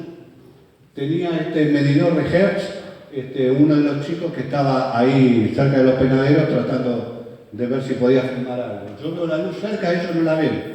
Pero en ese momento aviso por handy, chicos, estoy viendo una luz, salta el medidor de Hertz en 280 marca. En ese exacto momento y sube el detector de campos magnéticos, ahora no me acuerdo el valor, lo tenían todo, pero no lo encuentro. El detector de campos magnéticos muestra esta lectura. ¿Y saben a qué se parece esta lectura? Una asociación, no estoy diciendo una verdad científica. a cuando cuando las frecuencias comienzan en esa chapa que les mostré que se forman estructuras complejas por una frecuencia. Bueno, resulta que esas lecturas sobre la chapa con determinados materiales o ralladura de minerales o lo que fuera, comienzan a aparecer a los 280. Y nosotros, por la aparición fugaz de una luz que no pudimos fotografiar, tuvimos la misma marca, 280. Si sumás la inteligencia, vos decís, ¿esto significa algo? ¿Se relaciona con algo de lo que estuvimos hablando al principio? Es probable que sí. Lo que necesitamos es respuesta. Lo que necesitamos es poner la mente en la búsqueda de una respuesta. Unirnos todos, dejarnos de molestar con pensar distinto por tener el caso magnífico. No. Acá un fenómeno necesita una respuesta. Y la respuesta será colectiva o no será nada. Como decía el general, seguramente, no sé, sobre estos temas. Vamos a la próxima. Investigamos las luces, muchachos. Tenemos casos que tenemos que seguir resolviendo, como este, que estamos esperando a los testigos que nos llamen para ir a la lobería, porque no solo se ve esta imagen, sucedieron cosas extraordinarias mientras aparecía este objeto, y esto es reciente, no te digo el año pasado, sino antes. Y tenemos estos casos para investigar, no damos abasto. Vamos con la próxima. Vimos la casilla, uno de los fenómenos más extraordinarios de la región de la Humala, en La Pampa. Solo la veían los pobladores y la logramos ver con Esteban a 60 metros de nosotros, que era como el Titanic flotando en el camino frente a nosotros, allí donde aparecen las luces, los plasmoides, los ovnis, las brujas y demás. Y tuvimos la sensación que esa era una especie de respuesta a nuestra pregunta. ¿Estamos en el camino correcto? Pucha, apareció la casilla. Fue una de las observaciones más impresionantes de mi vida. Y aunque duró poco, me dejó marcado, porque esto solo lo veían los pobladores. Nadie que haya ido de afuera a estudiar este fenómeno lo ha visto. Y fuimos, de hecho, los que más cerca estuvimos de la casilla, incluso de los pobladores. Y apareció allí, mientras volvíamos a la Humada de hacer una vigilia. Cuando creíamos que no habíamos visto nada, decíamos, bueno, esta vez nos vamos a Pateo. Vamos a la próxima. Otro, el pueblo, esto es, por supuesto, son ilustraciones, porque nos agarraron tal de sorpresa que no podíamos pensar. El famoso pueblo, 200 metros. 2 horas antes, una enfermera nos comenta que vio este objeto en la misma posición y durante el mismo tiempo y en el mismo ángulo. En la misma posición geográfica, y 2 horas después lo vemos nosotros. Díganme si es casualidad o es una programación o nos han dado una lección de que el testimonio era cierto. Porque ahora que incluimos la conciencia, debemos hacer una lectura más profunda. No son todos hechos casuales, no son todos hechos pasajeros. Tienen un significado. Y gracias a que empezamos a leer esos significados, empezamos a tener experiencias de esta naturaleza. Y están a la mano, si lo vimos nosotros, lo puede ver cualquiera, chicos. No somos seres especiales, no hay ninguna especialización, no hay ningún don, no hay ninguna magia en la gente. Simplemente la predisposición, estar en el lugar adecuado, ser respetuosos, amar el lugar donde quizás a veces es un factor detonante para que la experiencia ocurra, lo que quiere decir que hay un factor regional que tiene que ver con la cultura del lugar, que tiene que ver con las costumbres de la gente, y este fenómeno interactúa entre todos esos ángulos. Aprender a leerlo es difícil, tardamos 40 años, pero lo estamos logrando y estamos teniendo experiencia. Esto demuestra que los plasmoides son inteligentes, bueno, pero este procedimiento que están viendo es absolutamente real. Si esto no es inteligencia, la inteligencia, ¿dónde está? Vamos a la próxima y ya estamos terminando. Ahí la piedra ancha, una luz que sale frente a Chomalal, a 1300 metros de un pueblito muy chiquito, de 5 o 6 casas.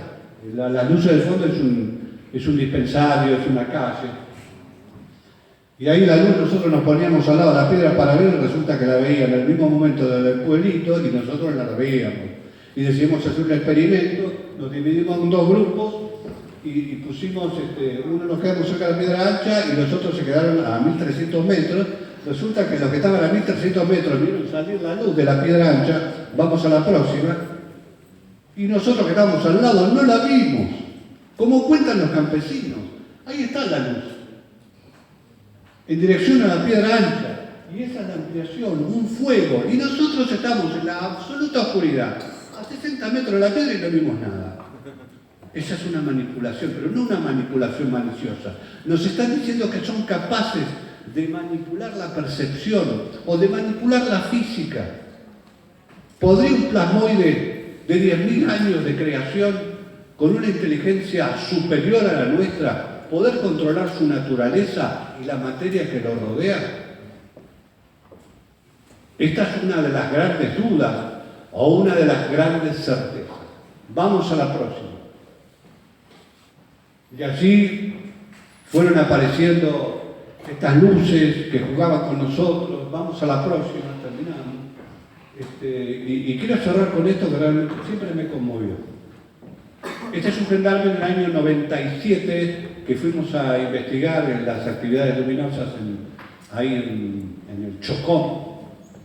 Casualmente, muchos años antes de que fuéramos a Cerro Policía, que no está lejos.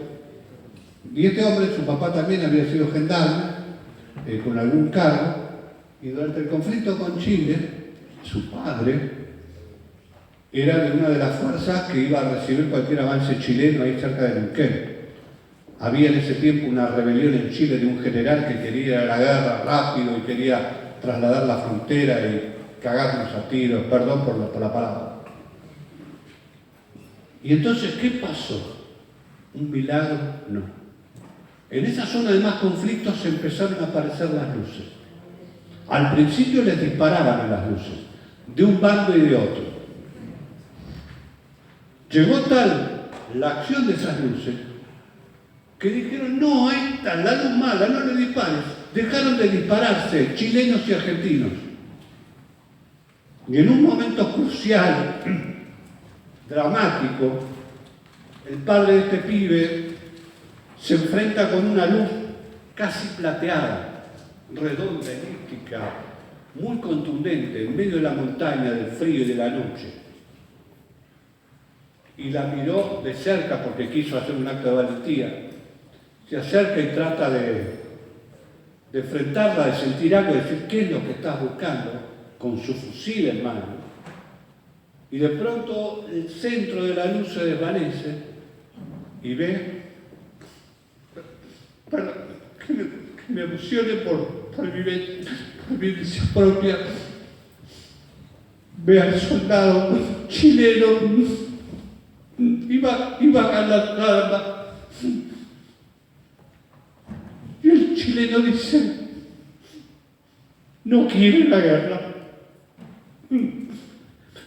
Y a partir de ese día comenzó a solucionarse el conflicto, que muchos agregan al Papa, pero donde los plasmoides estuvieron presentes, porque se habían transformado en una barrera en medio del conflicto, perdón.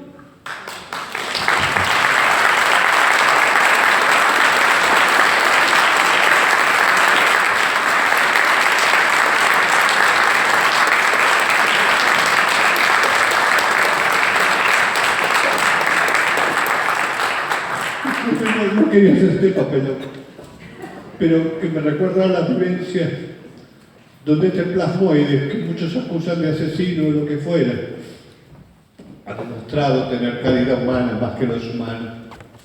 Y nos ha pasado, porque cuando digo la habilitación del trabajo que estamos haciendo, es como un reconocimiento a lo que hacemos desde hace 40 años. Y estos casos me conmueven en lo más profundo porque está sucediendo hoy en todo el territorio argentino y les estamos dando la espalda a la inteligencia que se comunica con la gente, con nuestros parientes, con nuestros antepasados, con nuestra gente. Y nos está diciendo, aquí estamos, estúdiennos, porque a medida que se acerquen con preguntas van a obtener mejores respuestas de las que imaginan. Por eso, en la casilla. Por eso nos emocionamos hasta las lágrimas después de tener experiencia. Y eso nos toca profundamente. Quizás porque yo ya tengo 62 años y dediqué 40, abandonando todo por una pasión, por una fijación que tuve y en la que me acompañaron verdaderos amigos. Algunos se han muerto, pero queremos saber contribuir en algo con este tema. Así que disculpen, de verdad. Pasamos a la próxima. Les quiero agradecer a todos. Perdón.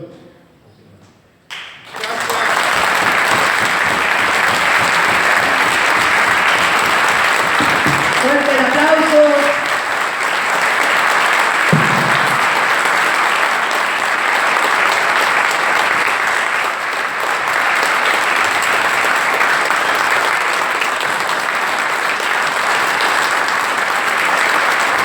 Para Daniel López.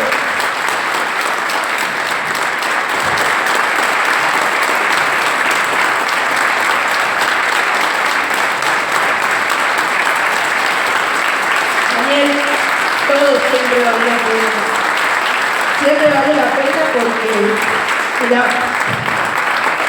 yo les dije que esto iba a ser difícil, pero toda esta gente está cambiando también su mirada. Como vos bien dijiste, no importa desde dónde viene el fenómeno, porque nosotros venimos por ahí de un lugar más duro. Daniel ha tenido una transformación en su carrera como investigador, está formando nuevos investigadores que lo acompañan. No solo es un ejemplo, porque el tema no es salir a investigar cosas que por ahí la gente muchas veces se burla, sino que el tema es salir a afrontar los nuevos paradigmas. Y hoy esos paradigmas se convirtieron en una realidad. Así que un fuerte aplauso nuevamente, porque Daniel representa a muchos investigadores y está siempre la locura. Vamos a hacer un pequeño break de 10 minutos, nos preparamos y volvemos con Cecilia Lizumo para el siguiente tema.